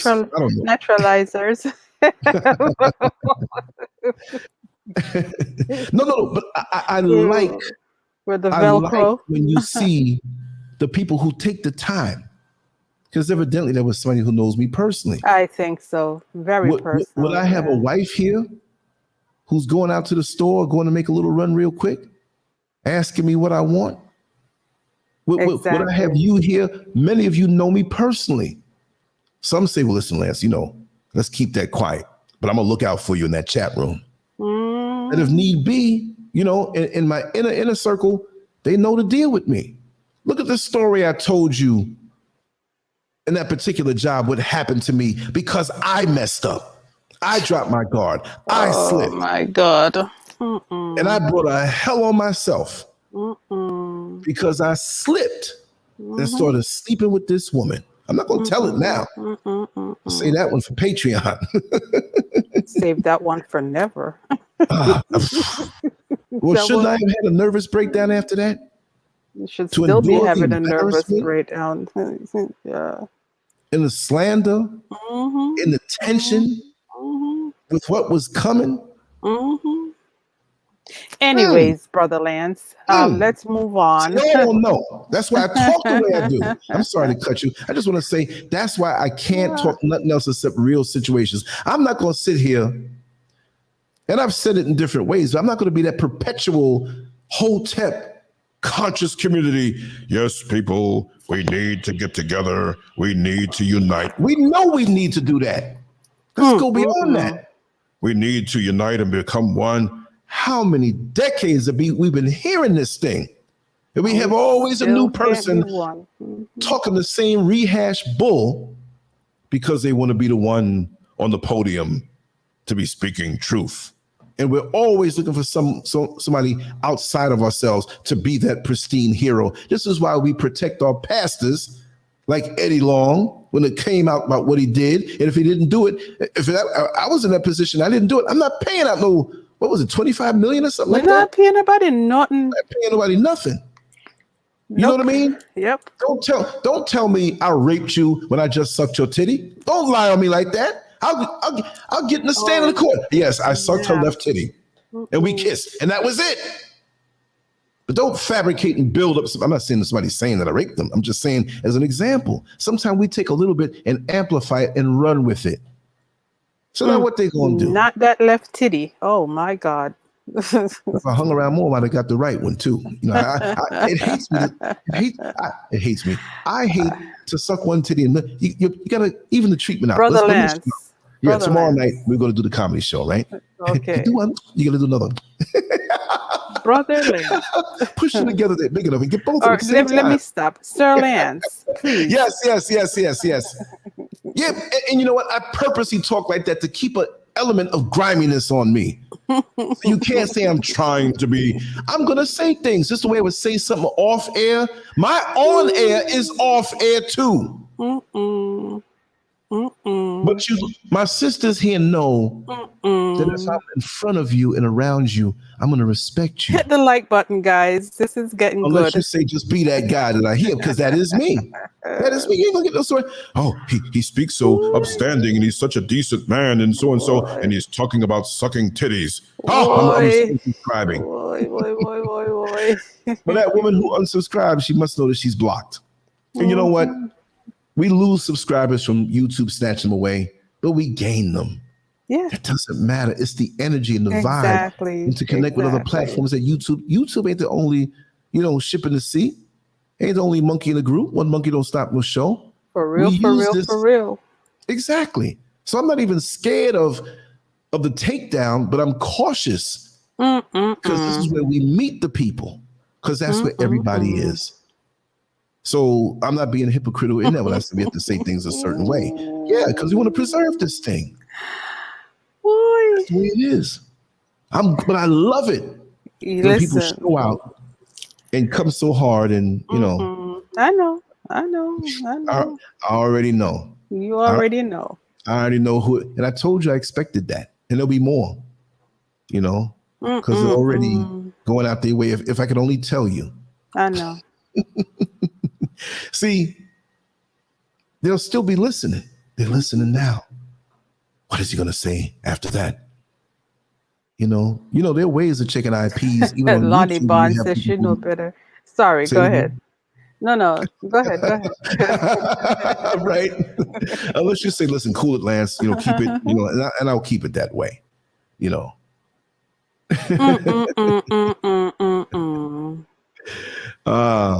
That's crazy. Unbelievable. Yeah. It will always happen. It takes all kinds, and there's always one. I'm surprised. Listen, she lasted yesterday they lasted yesterday because I had my finger on the button.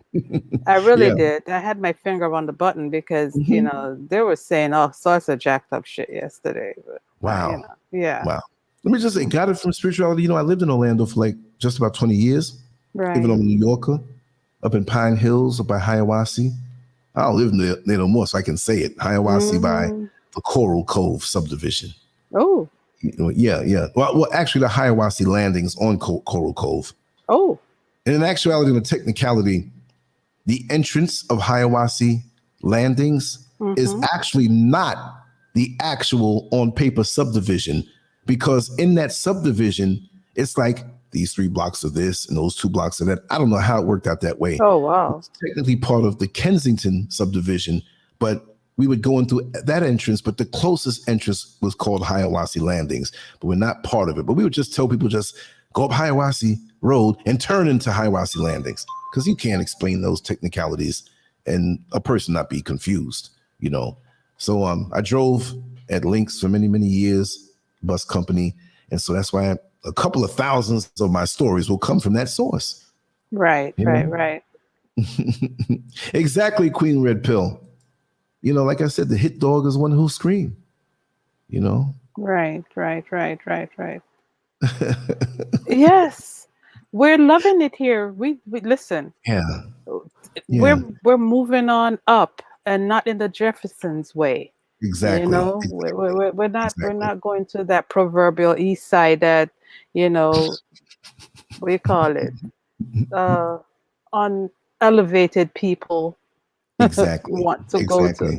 With righteous sounding names. Up. No. Yes. Those are the biggest ones. Yes. And this is who I think it is in church and the Lord and this and that, but right on the computer stalking somebody.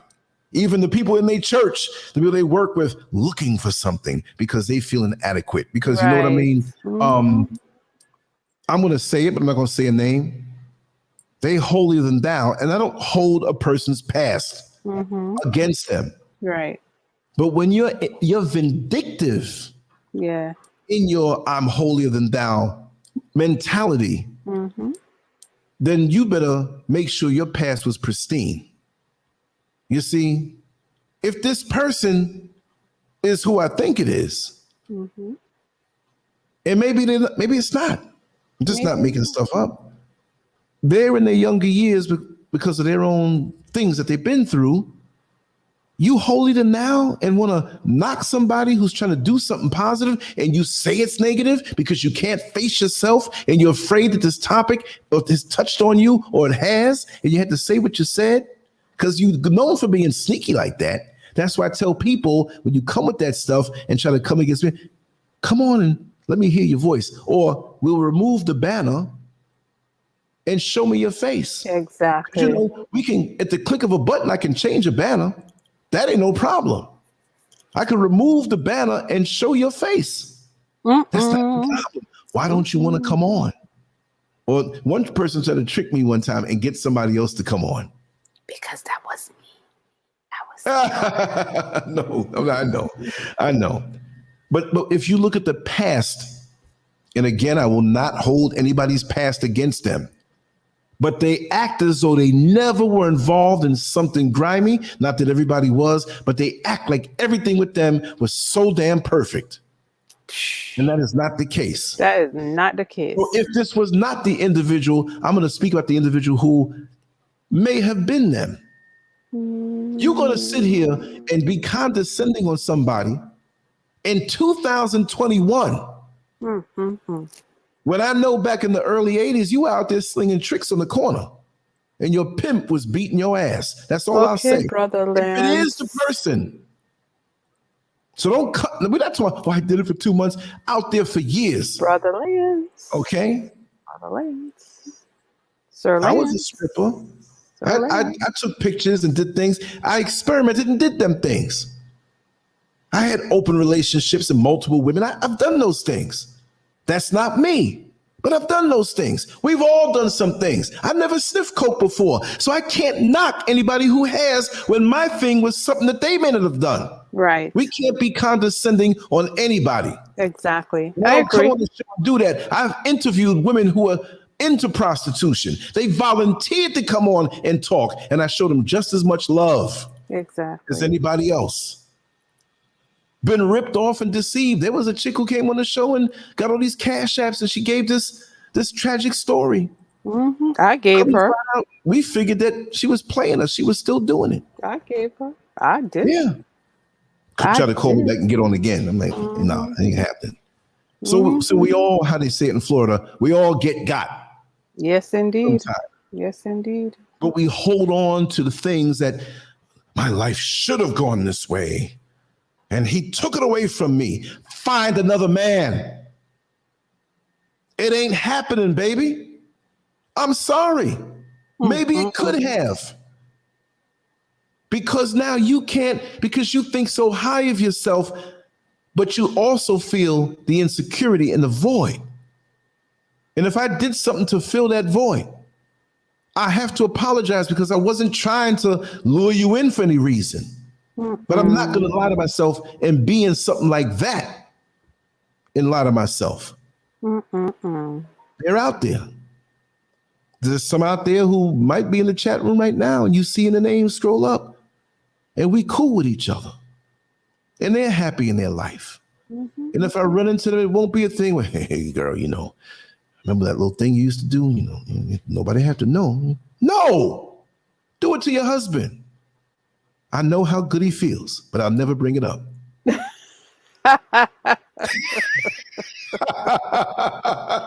You probably do it better because you got more years to practice. More power to you all. I am not going to break up anybody's relationship. I know I'm dangerous to a lot of people because I don't have no filter on my mouth. I don't have to always cuss. I sprinkle a little bit here for effect. But the things we talk about here is like cussing to some people. He's reading my life like a cheap novel. And even people that don't know me.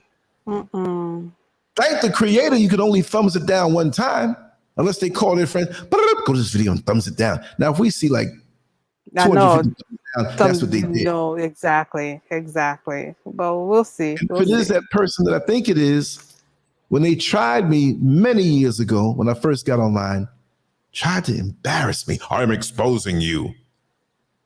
Yeah, I've broken hearts in the past. Yes, I have. Not on purpose, but it happened. And I'm like, oh, really? You really gonna do this?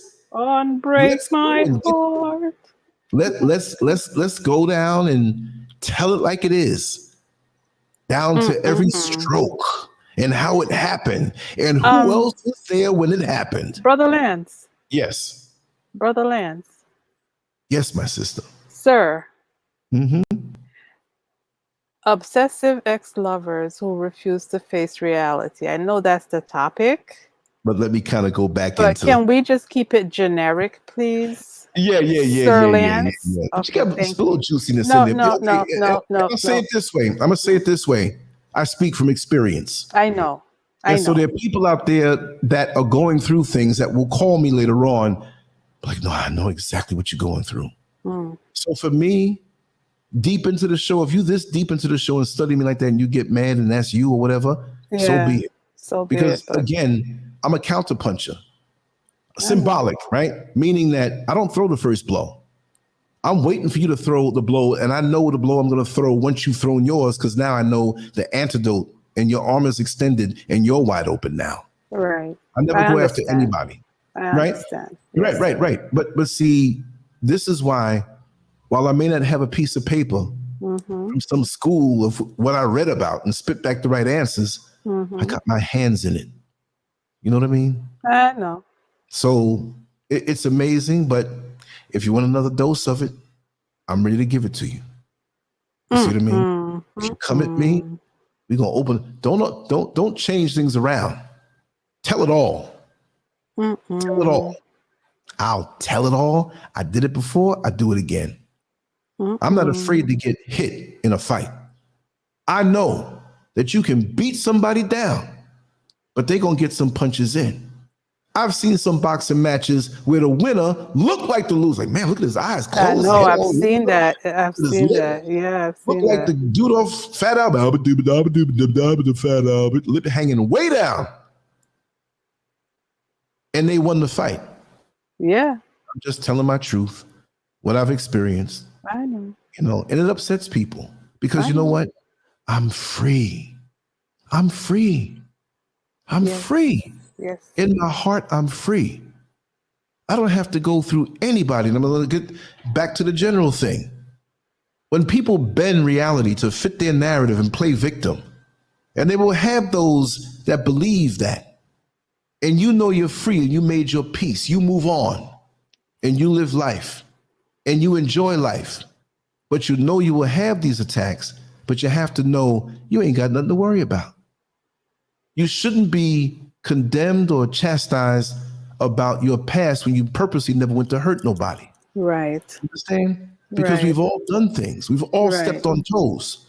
And sometimes it's not just where things are going to work out.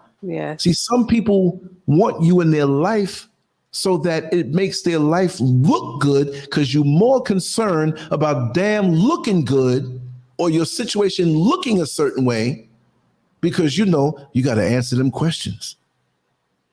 What happened to that guy? Really? I wonder what. You can't lie about that. So it haunts you. Instead of being realistic and not being bad and lying, just say, you know, things didn't work out. Never throw the first punch, people. Exactly. Don't I never do. I'll even in a fist fight. Don't throw the first and I know punch. the cops might come. I'm going to let you get the first one in. And they go ask who threw the first blow. You fool, you made a mistake. Now you gave me a license to beat you down quickly. And I show a heart that when you're down, I'll walk away. Well, once he got the, I know how cops think.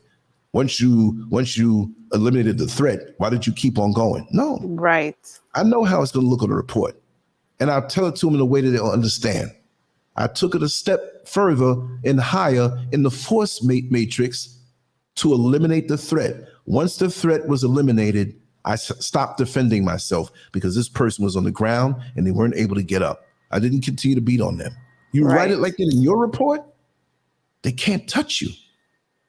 And if you have people who agree with that, give some pointers. Give some pointers, Brother Lance. Exactly. It's all about the report. Don't do anything that you would not have to write down on a report. Even if you lie and there's 10 witnesses that don't even know each other that were around and telling the same story against what yours is because you lied, you going. You still gonna get locked up. But when they see what comes in, it's like, we got to use our judgment and just let this guy go. See? So this is how you must move through life. I know more people come and find and they Google your name because remember, we're all Googleable. Whatever happened to Empress Ella G? I was in 7th grade in school with her. Let me type her name in. You're being Googled every day. Artificial intelligence. Old lovers who remember you. Old friends who don't talk to you no more. They might be up in your face every day, all up in your nose every day if you put out any kind of content. I know. And they don't like to see how free you are. They don't like to see the life that you're living. They don't like to see the happiness that you have, which you may not be Prozac happy, but you might be happier than when you were around them. And this is not supposed to be. How can he be happy and I'm the one in church every week? Right. How can he be happy when I think I'm one of the prettiest, finest, freakiest women that he ever know? It's not about pretty. It's not about fine. It's not about freaky. For real, it's nice for real. when you have the other stuff. But we how do you see yourself? You see yourself as a catch? Well, why ain't more men trying to catch you? Huh? True. That's true. Move on. Go away. Get over it. It's a lot better. You put your packages down and clean yourself out from it. Like I said earlier before, we find out when we meet people sometime that we don't see the imaginary baggage. It's imaginary because we don't see it, but it's there. If we can really see the toxicities that people walk with through their lives and see it as a full hefty bag. Well, that one over there got one big hefty bag. That one over there got 3. Oh my God. That one over there got about 35 hefty bags behind them of toxic stuff that they didn't cleanse from themselves. You go to a church with other toxic people who are playing pretend. You ain't gonna get clean. You got to get away from everybody and face yourself. Look yourself in the mirror, not just the physical mirror. But we work so hard to look like the real thing instead of cleaning house from within and being the real thing. And you see me light in my spirit, never scripting a show, not putting up a front like your damn pastor's doing. We came up with this title moments before. We didn't come up with it last. I got titles and topics that I can write 10 of them right now. That's on deck. But it's not rigid because it's swirling around. I may go out to the market today and see a situation like that's something good to talk to. We need to talk about it. Not some superficial thing. Exactly. Not some superficial foolishness. Exactly. Not some sexual twerking. And like I said the other night when we were talking about the whole OnlyFans things, I'm getting contacted by women who saw that show who are like, oh, you sure you're not down? I know you got the equipment and I know, come on. Really? You don't have to put your name on it. Yeah. Really? Wow. Yeah. I get emails and text messages from old, and even the older people who I may have dealt with, they're not obsessive.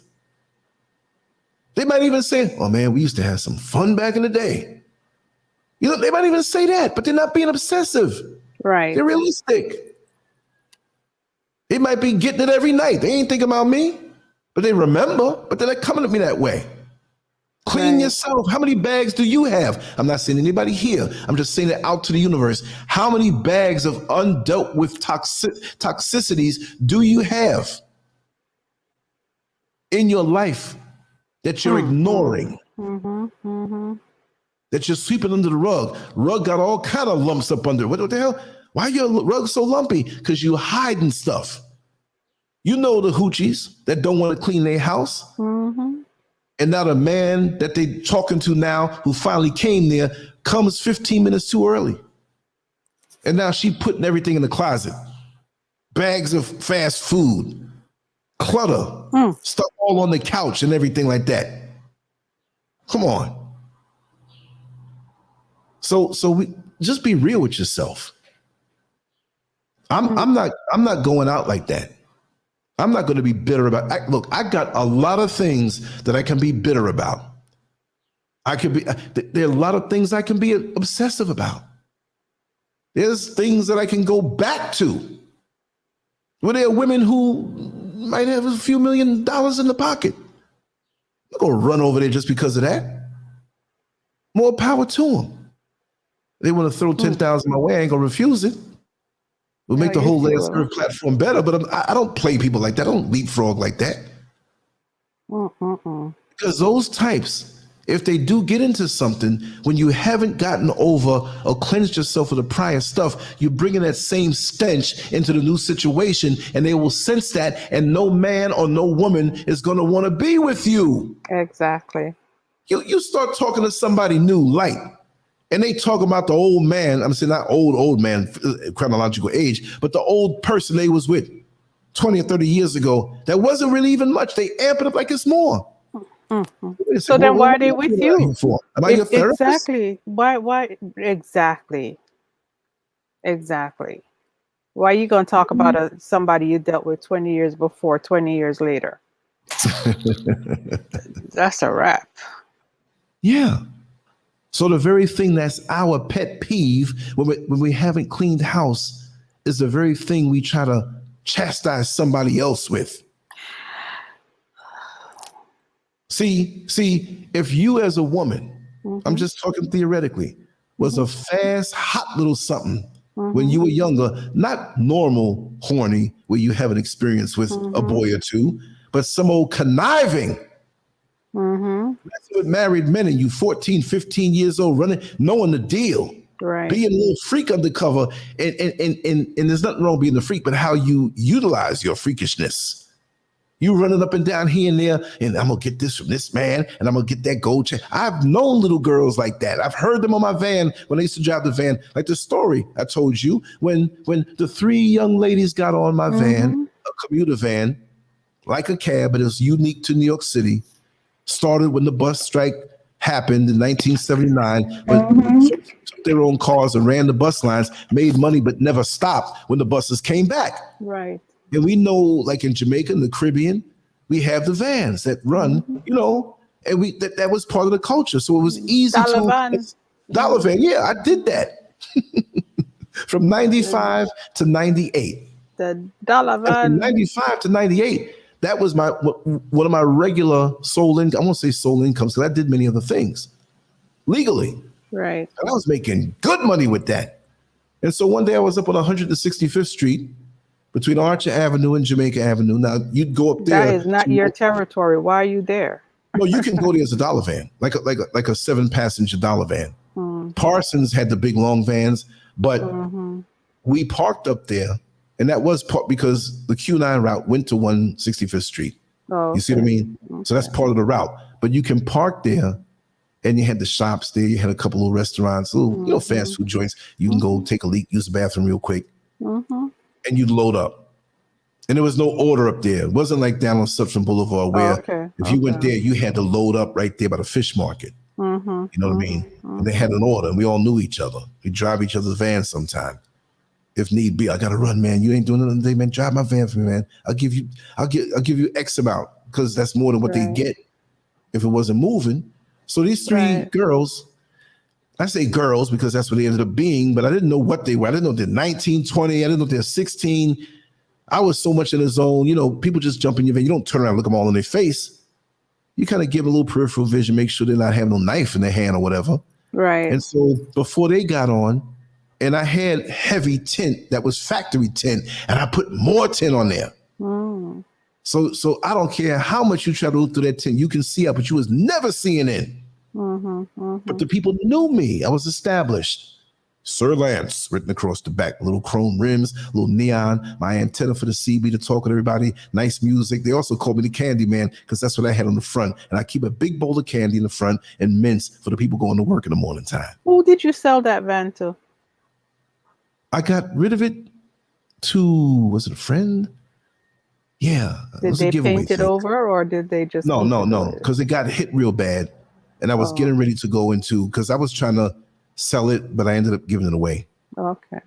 Yeah, that's why I had to think about it. You know what I mean? I'm like, because it was sitting for a long time. It was still running while it was hit because I had a really bad accident on, where was it? That was actually Linden Boulevard and Lincoln Street, which Lincoln Street ran diagonal.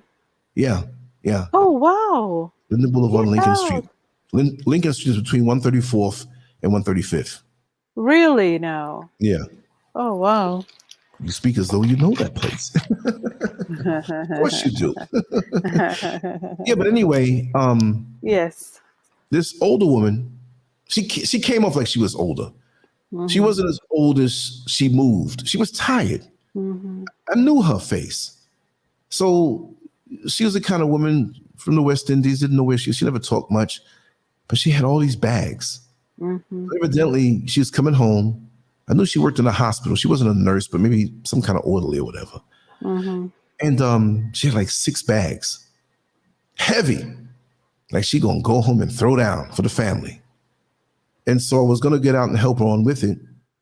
And she says, no, driver, no, it's okay, it's okay. So she sat down in the back and she slumped down like, I'm tired. I kept my van clean and they knew me. The neighborhood knew me. That's the neighborhood I grew up in. So I was driving around in that same neighborhood. So they trusted and knew me. They knew most of these people are my friends. And if not, then they saw that I was rooted there. So I told her, I said, listen, I'm not putting nobody else in that back seat. Well, I'm going to pay you for that. No. You pay your one fare, your one little dollar, and the other 2, you got the bags there. It's not right for me to pack you in. You got to hold your bags up and you're tired. Just relax. I made my money for the day.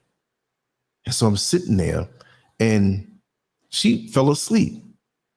Wait, and before that, wake me up. I said, I know you stopped. Go ahead and let go. Just let go. You're all right. So these other 3 girls got on the seat behind me, the bench seat behind me. And so from what I could see up the corner of my eye, I wasn't like being a perv. And I saw them before, as they got on, they had on it wasn't no mini skirt. It was like a shirt, a short shirt. So when they sat down, all you see in the thighs and breasts and the makeup and the weave and the nails. And if it wasn't for the fact that the lady in the back was sleeping, I let things slide a little bit. What do I mean by that? Some little Kim came on the radio and they were cussing with the song, and you're here cussing every day. So it's like, okay. My thing is, if there's someone around like a child or a woman who is not with that, or even a man who's not with that, you're not going to do that. Like, show respect to the people who are here. Right. So I look back again, and the lady was her face was pressed all up against the glass, and she was knocked out, like snoring. There was vapor on the side window. I'm like, she's gone. And I was going to drop her by her front door, and I knew she lived like 4 blocks away from the road on Lincoln Street and 116th. Right. And the last stop was Lincoln and Rockaway Boulevard. So I had her covered. So the girls now are talking. They're in this cocky mood. And I kind of come to the understanding that 2 of the girls were blood sisters and the other one was a friend. But they were all like sisters. But they were dressed so extreme. Even for that time in the 90s, they were dressed like too provocative. It was too much. The way they were dressed was too much for now. Right. The colors that they have on to attract. They walking down the street, they got to hold the mini skirt down because half the butt cheek is hanging out. And they were very well built, but I knew they weren't of age. They were just that type that might have been 16 or 17, and they enhanced what they had by the provocative look that they have, and they moved and talked beyond their years. They were not neophytes. They were pros with this thing. And why do I say that? I'm going to try to say what they say without so much profanity, but it was every 4th word was a decent word. Oh, so wow. It's like you breaking up on the radio or the microphone here. Oh, my gosh. I got it, but I'm going to have to say it in a roundabout way, but some profanity will come out. I'm quoting them. Yeah, girl. The motherfucker mommy sleep and shit tonight. You check this out. I'm going down the block to Mr. So-and-so. I'm going to snatch his soul. That nigga's balls going to be so empty, he going to hand over his next paycheck to me. High five. You right about that. But I'm going to have so-and-so come over the night before, and that's one of the sisters. And I'm going to tell my mama that it's my time of the month. I lie about that and let a couple months go by. So even when I have my period, I don't say nothing about it. So when I say that I'm having it, she believes me. Because last week, when the deacon from the church, this is a 16-year-old girl talking, when the deacon was over there and he was tearing his pussy up, and we both fell asleep in my room, and mommy wanted to come in there and wake me up to go to church, and I locked the door. She was mad that I locked the door, but I opened. I said, well, I forgot that I locked the door. That's a habit of mine. And he was under the bed. And I know when I have him over in the daytime, he got to keep a bucket in the room. What? So you can pee and do number 2 in the room? So that desperate? He couldn't pay for a hotel? And the other one, that guy you told, does he have any friends? Because he got a lot of damn money. And I saw his friend have that Lexus. I know I can get money up out of him. And so they kept, I said a few, spicy words. MF, bitch, so everything was there. Graphic on how to suck something. Girl, you better know how to do this. You ain't swallowing, you got all that. But baby, wait till you start swallowing. I'm like, okay. The lady in the back was asleep. It was just them four. I think there was a guy sitting next to me in the front in a single seat, and he was loving it. He didn't turn around, but he was grinning. Later on, he might be, he might have wanted to proposition him. But I was so tired. I was gonna make that my last trip. And so we're going down each stop. Hey, bro, let me off here at 109. And I know the lady had to get off at 116. So she woke up. But I don't know at what point that she woke up because I kept checking on her because those girls were talking to us away. And at one point I said, listen, you need to cool that. You know what I mean? Show me some respect. And they were whispering, he says show him respect, but I jumped on him. He let me.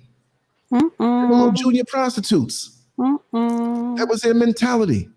And after a while, it was disgusting, really. And I'm not puritanical where I'm so, I like to ear hustle. Nothing shocks me, but they were going so on with it. I was like, God, dog. I said, whoever their mama is and whoever their parents are, because one of the girls said, we got mommy fooled. So we got her fooled because we keep our clothes over by the third girl, right? And we leave out and wear that old boring shit. And we get over there, we change, we do our hair, we do whatever. And they're out. So I saw the lady that she woke up and I'm wondering, oh man, I hope she's not mad at me for not making those girls stop talking that way. But then she said, 116 driver, and I knew her stop. And the girls didn't pay it no mind because they were gonna get off too. I think one of them was gonna get off at the next stop.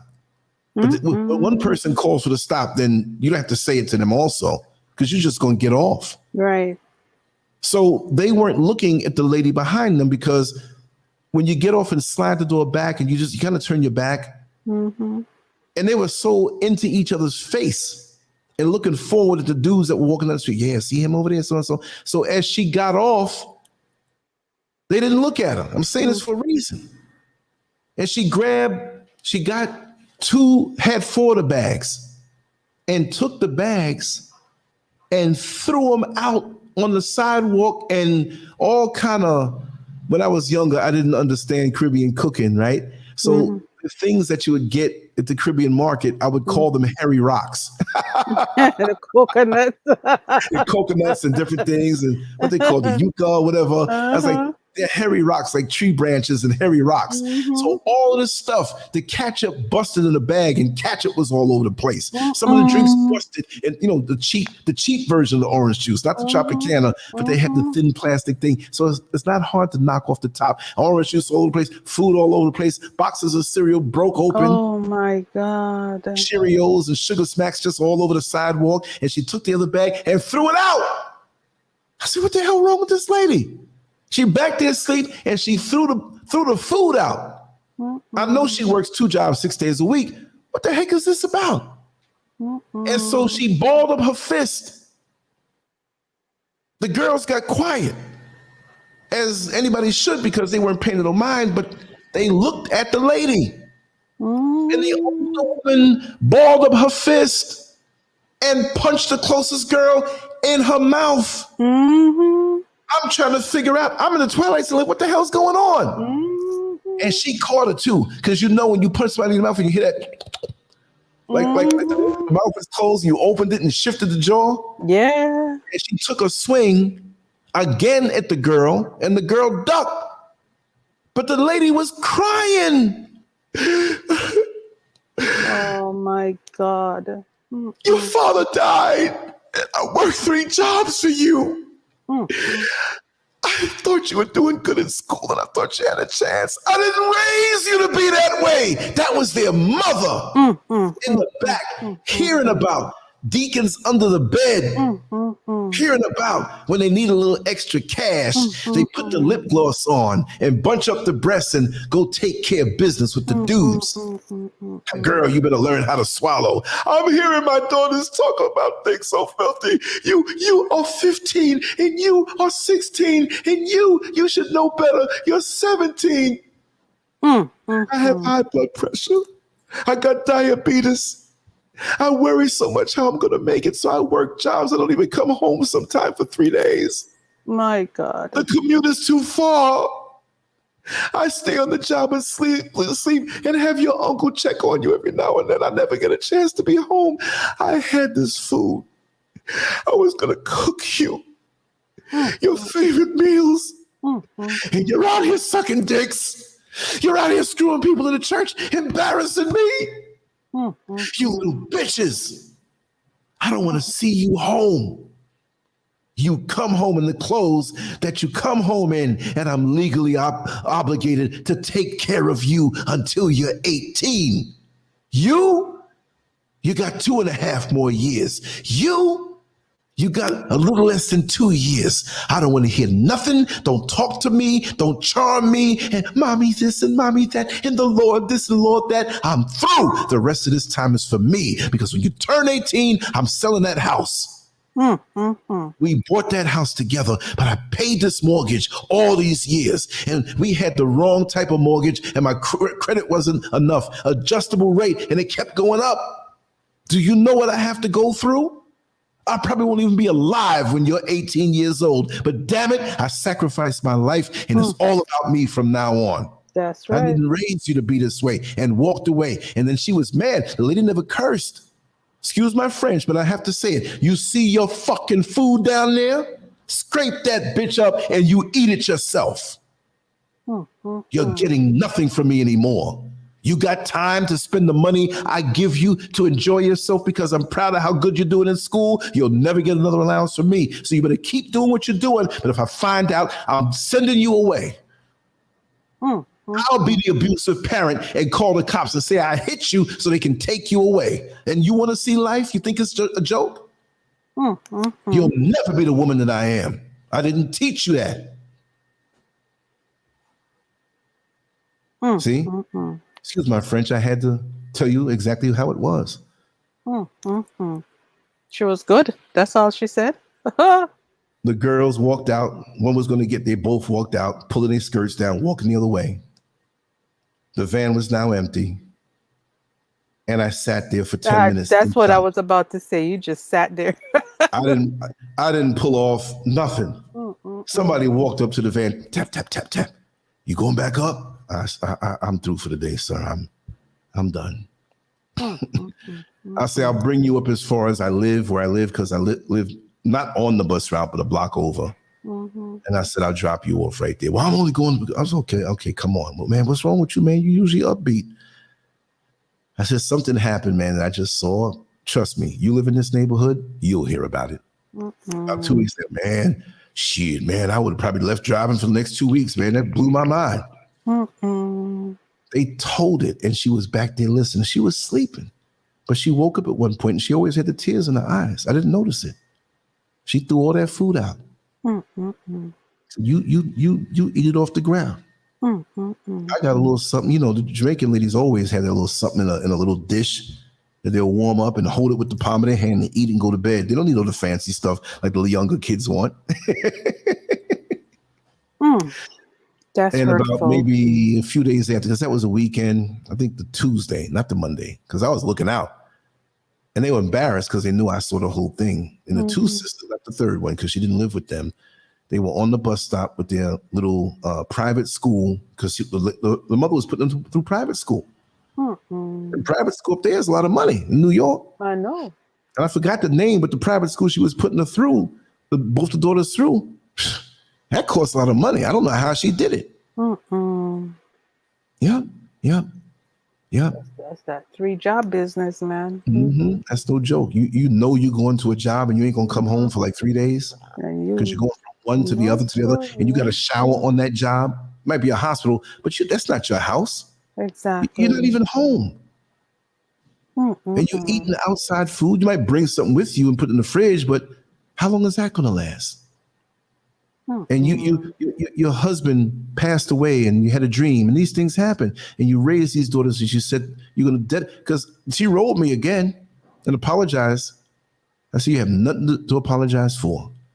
I said, I'm a man and I can't do nothing to your children, but I felt like going out there and whipping them too.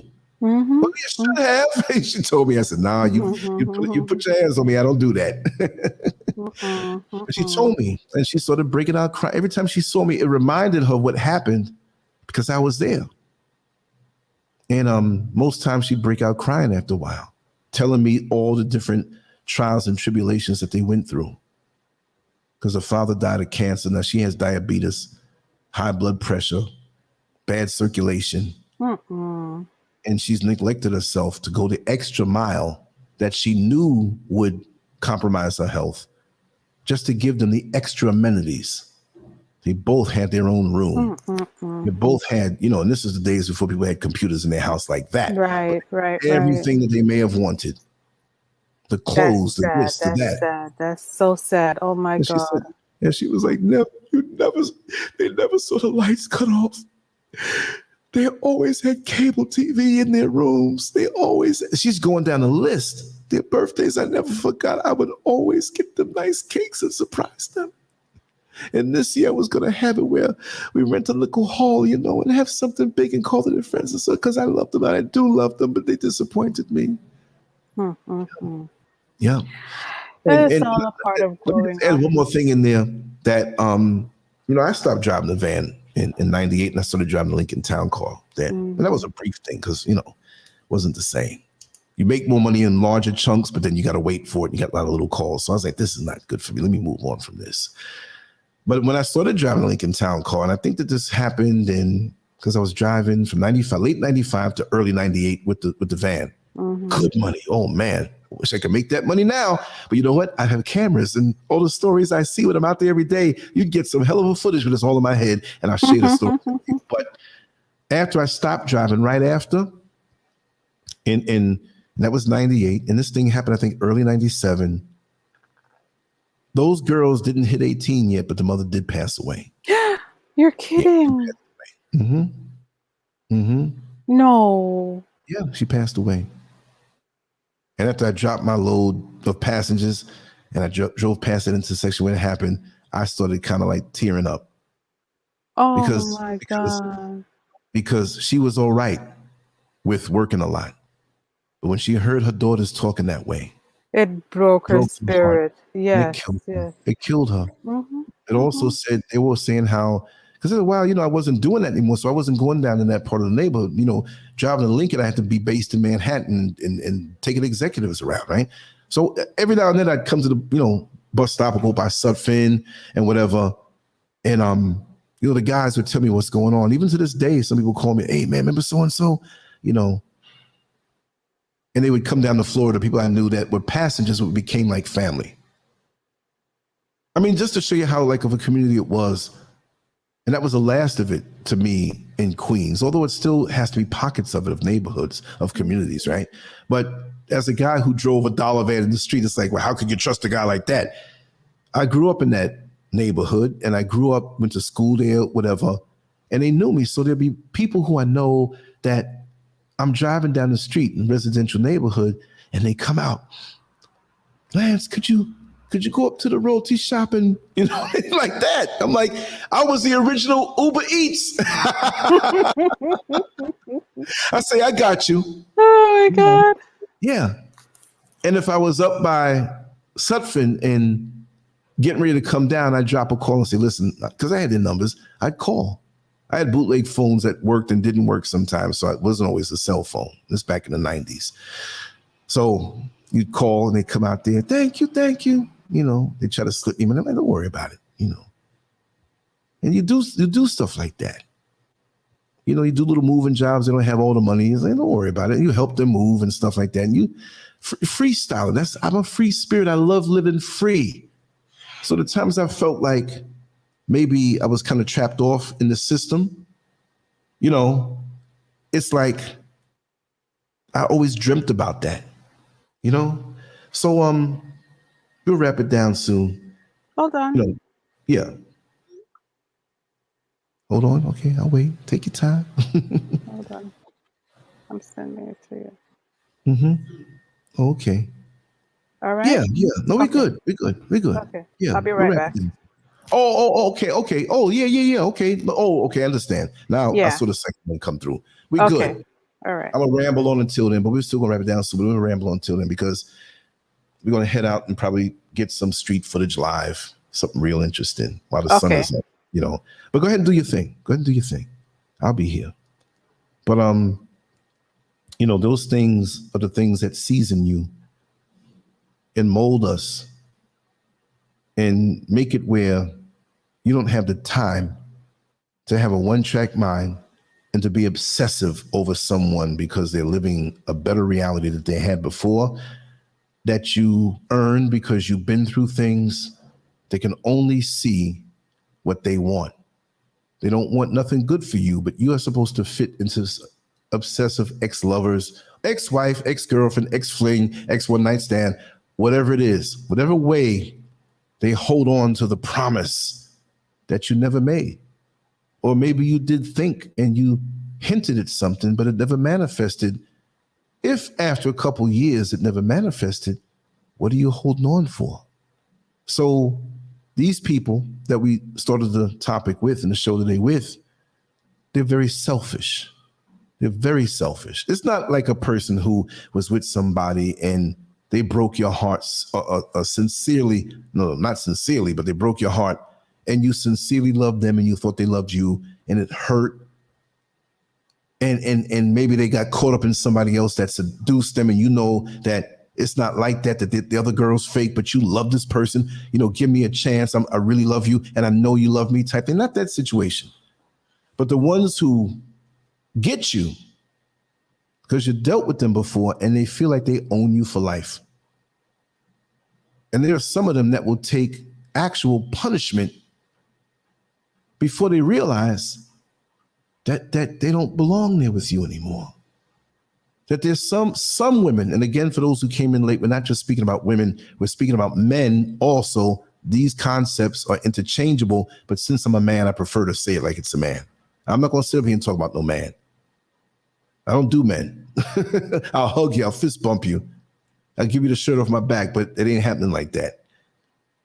So some of these women who are obsessive this way, and time didn't move for them in that one aspect. Everything else moved for them, but your proximity to them, time did not move. Great. That was quick. Okay, that was quick. Come on back in when you're ready. Yeah. Okay. They're frozen in time. And it's sick because, and why I say they're selfish, is that if you were to come to them, as much as they scorn you, as much as they say you're bad and you did them wrong and you're this and you're this and you're that, it's sick because I've seen it happen. If you're so bad, and I come to you 30 years later, after all the bad things you said, and you're deranged and obsessive, and I come to you and say, you know what, sweetheart? I was wrong. It should have been me and you. Many decades have gone by, and we are obviously older, but we can have that place again. We can hear that music again. We can feel that joy again. And even though we're older, we can do those little special little things we used to do to each other in the bedroom. I didn't want to tell you right away, but I divorced my wife. I didn't want to tell you my kids were heartbroken, but it's all about me and you. What are you going to hear from them? Yes, I'm so glad you're back. And these obsessive people will create a narrative to the world and smooth it over, not telling it like it is. See, I'm going to tell it like it is, dude. I'm going to tell it. I'm not going to sugarcoat it. And the older I get, I'm going to get worse and tell more stuff. You're going to have to reel me in. because I'm free. I'm not holding it in. You know the feeling when you had to go to the bathroom, you go, you're like, oh my God, I couldn't believe I was walking around all day with stuff in my stomach. You go a little bit and fill up and you don't see no water no more. You flush, you keep going, you flush. 3 times you didn't flush, you done created islands. You're how walk and you feel so, oh man, my waistline. And even the belt, you put it smaller 2 more times. You walk around all this toxic stuff inside of you that you had to get off. And that's what I mean, that I'm free. I never lived a perfect life. There's some things I'll take a little more time to tell, but I'm free of it because I faced it. Right. And it's nothing I couldn't tell anybody, even when I did not bad things. I'll never think I did nothing bad, but I did things foolishly.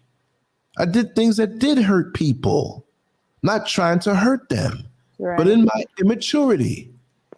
At 18 or 19, I am not what I am now, nor are you or anybody here in the chat room. Exactly. We don't broadcast things all the time. Everybody crazy like me. But I'm quite sure you'll understand. Definitely not. No. And I'm not going to dig for that. I just have to be the one to stand up and say it and know that you say, I was there. And you may have been there in a different way. But how you going to hold me? They let out murderers out of prison. People who have hacked up sleeping families. And so-called society has forgiven them. Oh, they gave their time to society. But some little foolish fling or something that lasted a few weeks or even a few months, you can't let that go because of the voids inside of you. But because you're so selfish and it's all about you and it doesn't fit the facade you want to put out there, I'm the missing piece. You don't even care about me.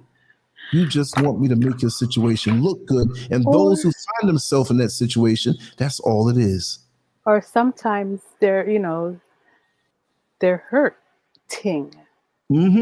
And you come along, and like I always talk about, I don't know about men. I can't speak to men.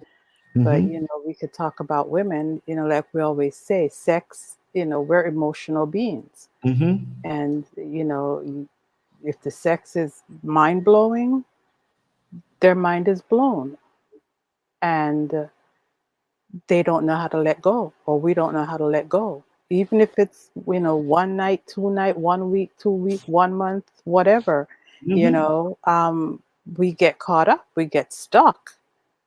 When we start planning lives, we start planning, where we're going to go, how we're going to go, where we're going to live. We haven't even 5 minutes after the orgasm, right? Because, it was so good. Yeah. You know what I mean? I mean, let's be real. We're talking and we're saying that, obsessive lovers can't face reality, and of course, 9 times out of 10, it's the woman that can't face reality.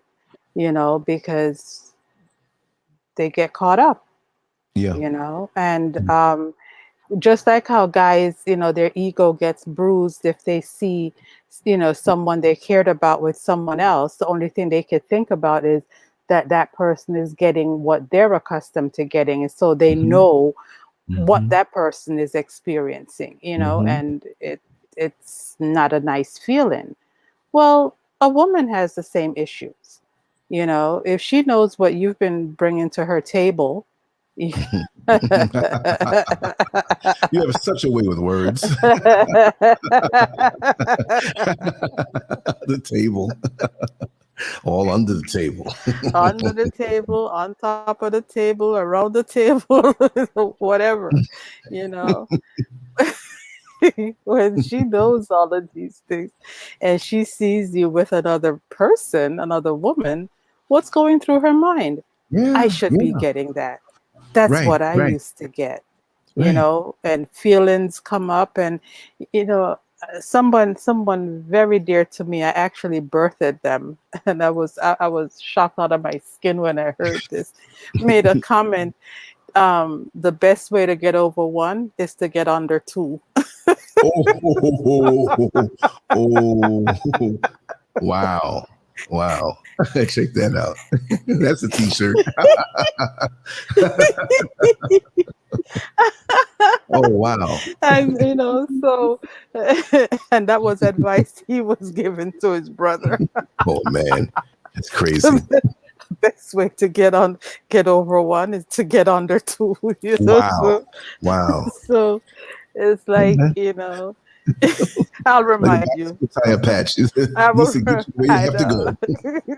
That's right. I'll remind you so you can make that T-shirt. I'll make him be the first one to get Boy, I it. got about a week of T-shirts to make better out now. For But real. it sounds crude, and I was like, "Are you serious?" It sounds crude, but for real, sometimes and we don't want to use people. We're not Right. talking about using anyone, but sometimes, in order to get over something, Right. is to get with something. Right. I mean, but know that you are. Yeah. Not in a reactionary rebound way, Right. but just Exactly. you got to fill that space with something, at least control what it is, Right. and you Right. decide that you're going to do this, and for the Right. end purpose, but not where you're blindly going into something, and now you're transferring everything that you thought from that one, and you get a dud of a deal because you're just leaping from the fire. It's Exactly. almost like you're drowning and somebody comes up to you with a rope. A man comes up to you with a rope, and he's like, "Well, if I save you, you're gonna do this to me, right?"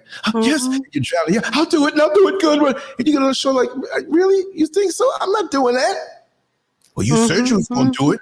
I was drowning. What did you think? Exactly. You were the only way out. But but that's really what I have to say on that topic. It's like I don't have those experiences. No, no. But So that's the balance. You bring balance, even because of it, because you I can ain't gonna tell you understand. I haven't driven down the road looking for somebody. Could you imagine? I'm Priscilla G. We all have those moments. I mean, come on, I mean, I was real young and real young, real young. Right. And there's a girl who used to come over my house and we used to do things. And, the time she was coming home from her school, I was already home from my school. So I'm kind of hanging by the window. Did she get home yet? Oh, there she go. Oh, I know right. she's coming over here. In 15 minutes, she's coming over, and that was that. So that's the one who, the fly story, that's okay. I'm No, not going to say Sister Zenobia, we're not saying that, I mean, I gave that as a joke, somebody right. I really wasn't really said, saying it, but it was like, right, exactly. but we're not saying because then you're using another person. We're not saying to replace, but in reality, sometimes you need to be at least speaking to someone else to help you to get past the person that you Right. are trying to get over. Not the thought of I'm actually replacing them, but You're just not replacing. energy. Right, Because exactly. if you don't do that in a way, and again, not with the purpose of I'm going to go to sleep with them and I'm going to marry them, but just let me just talk to somebody because they hold the place so the old poisons don't come back. You know what I mean? Like if you're by yourself, you may not be strong enough to deal sit there and with deal with it. You just ruminate, and they may come back. Yeah. And slip back in if they're toxic, Exactly. Exactly. Or you get so obsessed because all you're doing is sitting around thinking about this person while they're off living their life. That's the saddest part of this whole reality, is that we sit around and we're like, it should be me. It should be me. Why is it me? And I can't move on. I can't live if they're not with me. They can't have anybody else. And I want. And they have either moved on, moved out of town, done whatever, gotten with somebody else, male or female, and they're not thinking about you. They're not giving you a thought. But you're all caught up. Like. Right. Exactly. I mean, there are women that I know that they ain't thinking about me. Right. My ego's not in there. Like, oh, you should be thinking about me. You got men like that too. But you have, in my personal experience, I've dealt with a woman who she was so obsessed on being famous Everything was about being famous. Mm. And she had talent in her area of expertise. But when she didn't at a certain age, she transferred that over to the daughter. And you think I could be famous if I do this? Am I going to be? They're famous. So now, in situations I've dealt with similar to that, right? Because I get attention online that I'm not seeking attention. I don't do this for ego stroking attention. This is something I enjoy doing.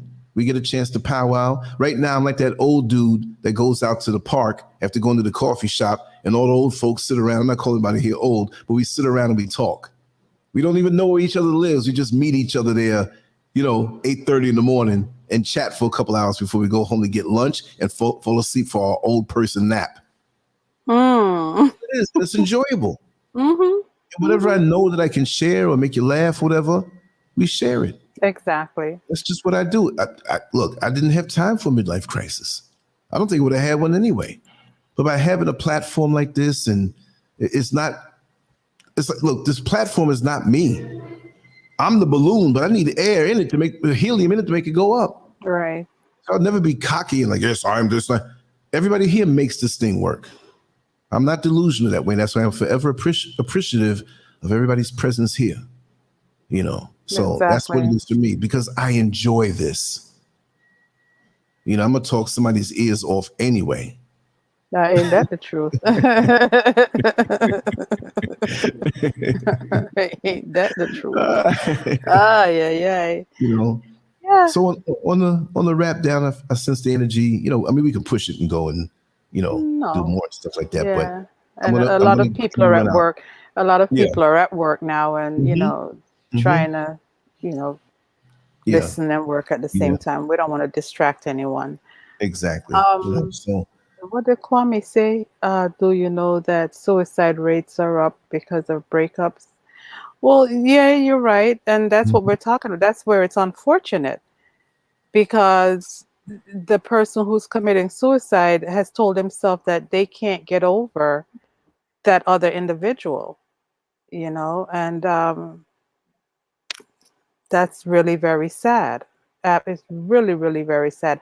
And I'm not saying that breakups are easy. I'm not saying that people really can get over it, depending on how long you've been in that relationship. It's not something that you can just get up and walk away from and go, this don't bother me. No, but don't kill yourself because of somebody else, because they're not going to kill themselves because of you. Or at least I don't think so. Or they might do a murder-suicide, but right. But I've never been of that propensity to doing something like that. Right. I know when transition comes, I will experience it and know what it's about if I'm conscious, right? But my thing is that you're not gonna make it happen. Testimony that I'm here now.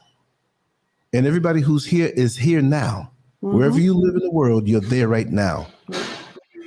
Go back and think about what you really had to go through to see this moment. The times when you could have quit. The times when you could have given up. The times when I could have ended the show because there's a lot of noise behind me. I ain't doing it, but I'm going to end it anyway. But while you were going through what you were going through, and you didn't have the maturity, or you thought that you didn't have the strength, but you still got through it.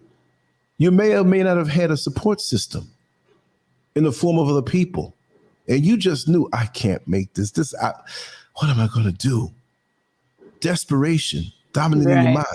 Maybe hunger while you didn't have the money, or the pain in your heart from a breakup. I had periods in my life when I went through damn near everything at one time. Mother in the hospital. Broke up with the girlfriend.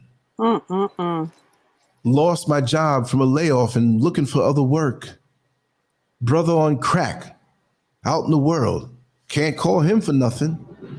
Bills mounting. 2 more weeks before the next round of bills are coming, and I don't have no money. I only had a little bit of money for food.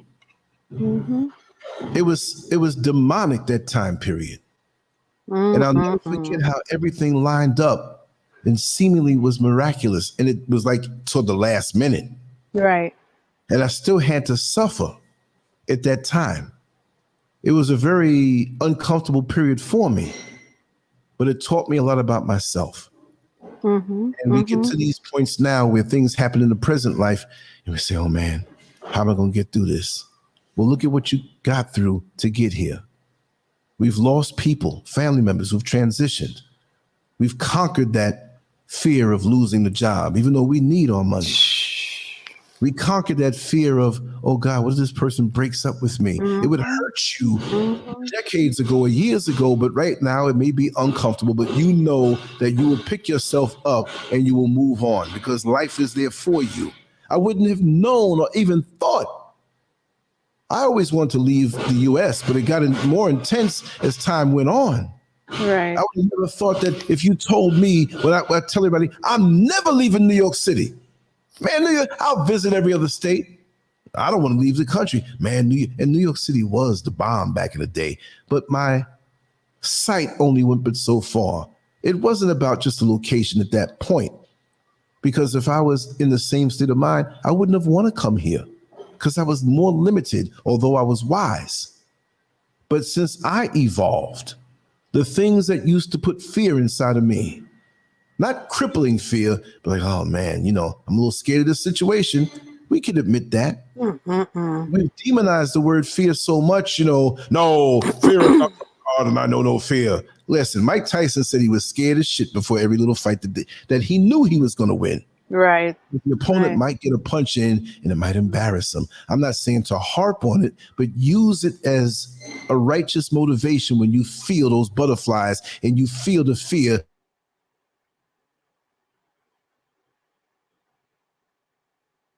Button came on. I know I blacked out. I quoted You did. Yeah, I caught it this time.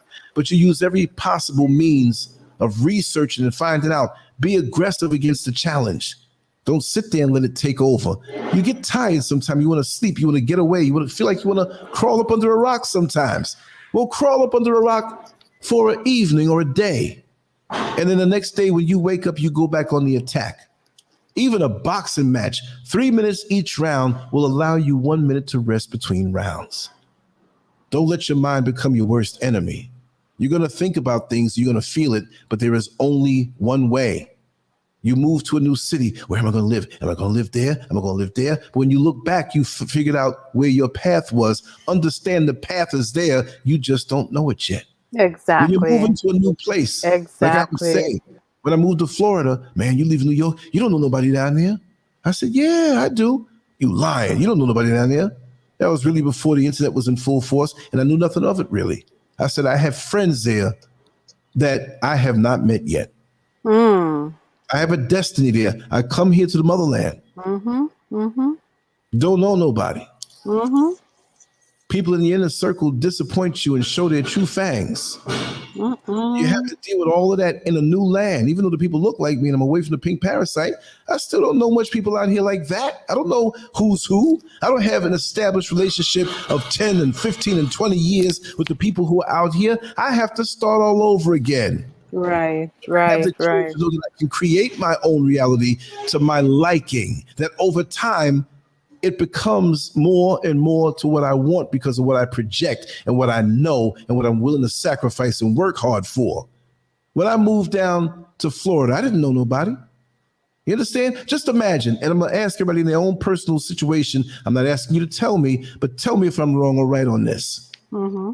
If you had the experience of in America, UK, whatever, not just moving cross town, right? But moving from one state to the next. And it wasn't just a short drive to get there. Like for me, it was from New York to Florida.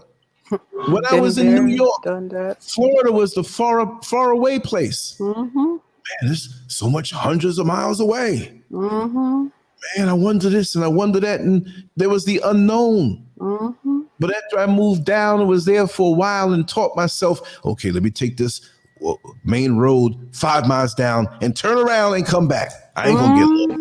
Let me take that main road down the next day, 5 miles down the road and learn all that main road. Now, when I get down to that one street, I'll make a right and I'll go down 2 miles and then come back 4, then come back 2 and make the right and go back up the main road. Now I know different places. Exactly. I know the main roads. And when I had to go somewhere, and I'm like, look at the map. Oh, that's near that main road I know. Mm-hmm. And you begin to know people. You go into an establishment. Hey, guy, how you doing? Did that thing work out for you on the computer that I sold you? Yeah, tell me about this, this, and that. Then they invite you to a function. It's going to be a convention here about so-and-so. Why don't you come along? Mm-hmm. Here's my card. Call me. They introduce you to people. You have like-minded things going on. You're on the job. You meet some good people who are good. You hear what they're talking about, and you Google it if it was time to Google, right? Like you can do that back in the day at that time when I moved to Florida. But the internet wasn't what it was. You slowly expand. And guess what? Where you live becomes a faraway place. Where you used to live. Exactly. You think about New York, you're like, yeah, I remember New York. Yeah. Mm-hmm. You're not going to forget certain things, but your reality is now where you are. Exactly. Your essence caught up with you. Mm-hmm. You trusted that you'll sink your roots there, and it's not going to sink too early right away. But now you're living there, and you're like, it was like you always did. That's right. That's right. You have new friends or acquaintances. Mm-hmm. You know how to get around without looking at a map or looking at a Google map or a GPS. Mm-hmm. Mm-hmm. Look at me in the motherland now. Ain't been here but just a short time, shorter than a year. I move about wherever I want to go, and I do not know everywhere. I know where you go. I know how to get around. Exactly. That's funny, right? You do. I know how to get names around. And the streets and where to turn and the slang names and how to get on that bad boy. If you were dropped at the airport right now, you know I would know exactly where to go. That's something. That's something. You know what I mean? And so I would look at the streets and go, this is not the right street. No. Let me stop. That's what it is. And you will draw strength from your past victories. Oh, and you'll gain wisdom from what the world would call a defeat. Mm-hmm. There is never a defeat because that prepares you on what not to do in your next preparation for that next challenge or battle coming up that's righteous. Exactly. And as you get older, if you do it this way, you'll gain a confidence that's unshakable. There's people who still try to shake my confidence, not cockiness. I don't have a confidence in me that is not earned. But I'm also humble with it because I know there are people out there who may not be on that level of confidence or who may have a confidence bigger than mine because they overcame certain things. They are battle tested. And you don't have to apologize to anybody for you having the confidence to forge forward. I used to hear it when the few who knew me knew I was coming to Africa in my inner circle, because I don't broadcast things online like that. And I would love to tell people all the moves I'm doing who I'm close with here in the chat room, but I have to understand out of all the people who are in the chat room, it ain't 71. We got 71 people listening, but there's 71 people here. Some of them don't have the best interest at heart. Exactly. Things I'm going to do very soon, within weeks. I can't put it out there, but I can share it. And I'm on a private phone call. That's what I'm going to do. But I don't put it out there like that. But you don't have to apologize. But when I was, told the few who I knew were confident too, they started showing their fears. When get out there, they got all kind of scams going on. And you don't want nobody to kill you because you're American. Look, they don't kill me in America because I'm American. They shoot you down because you're black. So here I am around people who look like me. They ain't going to have that venom toward me. Or the pink parasite who has a legal right in his mind to take my life. Right. I've been through that before with what happened to me with those 11 cops. So that was a reality for me. But did I even harp on that? Because if I harped on that, I wouldn't have gone into law enforcement when I went into Florida. So it didn't whip me, it didn't win over me. It made me a better officer when I was there. Life experience. And there are people that when you read them like a cheap novel, like I'm not here to do that. I'm not here to make anybody feel bad. But if we have a discussion like this one here, and it touches nerves on somebody who may or may not have known me, right? Then so be it. I go on YouTube videos and they're reading me. I'm like, God, dog. Nothing bad, but what I may have been in the past. And may have remnants of it in the present. I'm not perfect right now, y'all. I got things I'm working on. I still got residue of things on me that need to get off that are not right. But my mind takes over and makes sure I do the right thing, but my knee-jerk reaction because of what's left on me may have me do the right thing. I mean, the wrong thing. But I came too far to do that. So you look over those parts. But to get those things off, you must be brutally honest with yourself and your assessment of yourself and your yearly assessment, just like on a job. We do it every 90, well, not 90 days, but we do it every 6 months or every 3 months, and we give you an assessment. And that decides whether you get the raise or not. Well, this is what the universe does to us. Because if we improved our lives, and I'm not saying it's a yearly thing, it's a constant thing. But if you have earned the right to receive that gift, it may not be money. It may be more awareness. It may be a certain peace of mind. The universe will bless you after your assessment that comes back good. They prove that you've improved, that they can see it. Yes. It has nothing to do with a job, but it's like that. That's why I use that comparison. So people don't control that. You do. So I know where my things are. And I want to make myself better for my next assessment so I can go higher and earn the right. Wow. Wow. Yes, sir. What did I say for the last 2 hours and 45 minutes? I blanked out. I'm sorry. No, I'm just playing with you. I need you to say it again. We have another show coming up in the next 15 minutes, and you're going to have to say it. It's another service, and you're going to have to say the same sermon for that one. Well, it might be a whole lot different. Well, it might be a whole lot different than pudding pops. I need to hear it again. Right. It's Friday, y'all.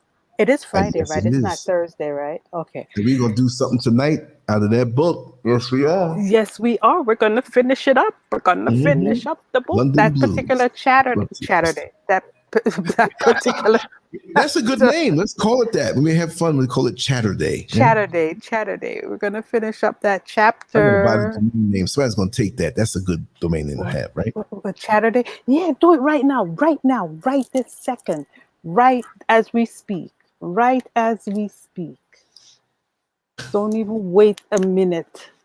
There's some nerdy white boy that lives in his mother's basement that like lives with potato chips and pizza and Coke, and he's going to beat me to it. I know, because he can if type he wants, he's faster going to than have to pay you. me $5,000. Right. Oh man, that is good. Get it. Right. Yes. Stop, get it. Don't stop. Get it. That's right. Do the brown. Do the brown. That's right. I want to rock. All the way out. Okay. Let's see. I'm all the way up. Is it available, first of all? Is it available? Please let it be available. Please. Ah, they got it, but it's .net.org. I don't like I got to have the .com, but it's taken. Oh, no. So what about Chatterday, Chatterday.day? .day. What you mean? .day? Chatter.day.com. Chatter.day.com. Or a dot in there. Yeah, they're probably going to have that. But people will mess up and not see the dot. You know what I mean? And they'll be like, I don't see it. It goes somewhere else that says the domain is not being, not see. It's weird. I guess a dot in the middle of the domain messes it up because then it acts like that's the domain, like day is the domain. Whatever's before the dot doesn't exist. It says day.com, day.net, like chatter.day. See, it's waiting for a dot something. What about, is there an S? What about if you put days, chatter days? Let's see. Or spell it different, chatter day, DAI. Let me see. Yeah, but it defeats the purpose. Although I know. Beauty is that you can just read it straight through. I know. Like that's kind of like not the way to do it. I mean, who am I, right? But when you start to do and go off the copy or do an underscore this, it's I know. gotta be Somebody the domain. already got it. Yeah. Yeah. I don't know if anybody knows or realizes that we have people out here who have money, or it's like a stock market to them. It's like an investment. They sit around and think up domain names to purchase and maintain without putting a site to it. For when somebody wants to buy it, and they'll put an offer. If you want this, domain name, you have to pay me $5,000. I'll release it to you, or 1,000 or 100, whatever. But they get these things and sit on it, because when did McDonald's really get the McDonald's website name, right? We don't know. True. But at one point they had to probably buy it from somebody. Maybe they got it when nobody got it. But think of things, right? So even before businesses come out, they have to think of the domain name what they want, because they put it out there, the business name, so someone's going to buy it. Exactly. I had sense to buy the McDonald's domain name for a couple bucks, or the Burger King domain name, or any of them. Home Depot, Lowe's, Target, Walmart.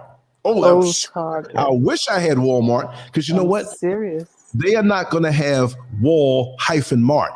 They got to have Walmart. And when their lawyers come to you and say, we need to have a reasonable offer, we need this, I'm not going to say, well, give me $1 million. Well, for them, I just might ask that, right? For them, I would ask that. Because you make so much money, and I hit the jackpot, and this is business. Give me $1 million, or what I will pay on taxes over that $1 million, so I have $1 million after I pay taxes on that $1 million. Right. That's all I want. There's no negotiation here. This is what I must have, or there's no deal. Well, we make billions and billions worldwide. What is it to throw that little nigger $1 million? Even though we don't want people to have that look like him to have money. For real. So For real. That's what it is. That's what it is. Well, we tried, but tonight and I always hate to go, but I always come back. I know you do. I'm like that dog in the yard you love so much. You love, wait a second, he left. I hope he didn't run away. And the next morning, he's right back here. You came back. Because he ran and found his girlfriend or something like that. But you're back. Oh God, I missed you so much. Right. Anyways, thank you all for being here. I think Brother Lance said what he said, and he said what he said. Hopefully we all got something from it. Hopefully it will help some of us heal. It'll help some of us recognize our obsessions, and it'll help some of us recognize what's being done to you by someone else. That's all I can say on that topic. It was a really great topic, and I'm so glad that my guest is well versed on these things. With life experience. With life experiences, for real. And so, guys, have a wonderful day. Stay safe. Most definitely. And if the world lasts and the Creator wills, we'll be back here later on. Yes. Take care, guys. All right. Take care, everybody. Much love. Take care, Brother Lance. All right. Take care. Talk to you soon.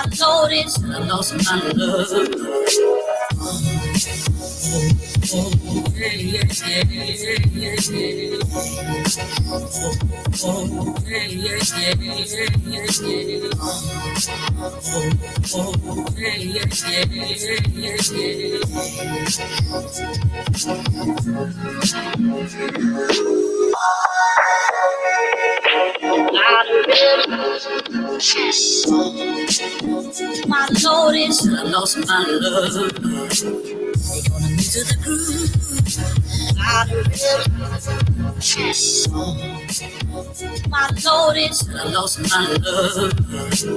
They gonna move to the groove. I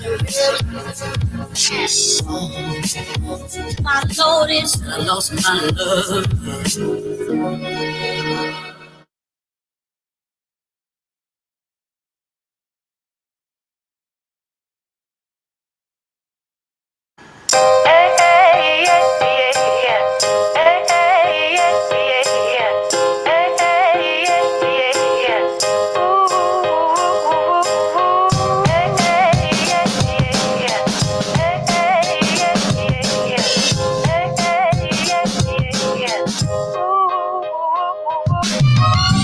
Sun is rising, feel the warmth of my face. There's a lot to do now, but there ain't no race.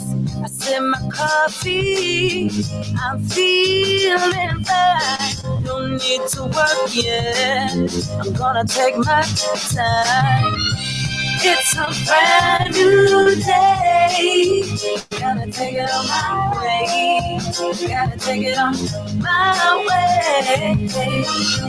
It's a brand new day. Gotta take it on my way. Gotta take it on my way. Take a look out my window, see the birds in the trees. Their songs inspire me to sing a sweet melody. How do they do it? Not a care and so free. Wanna step into their world, who holds the key?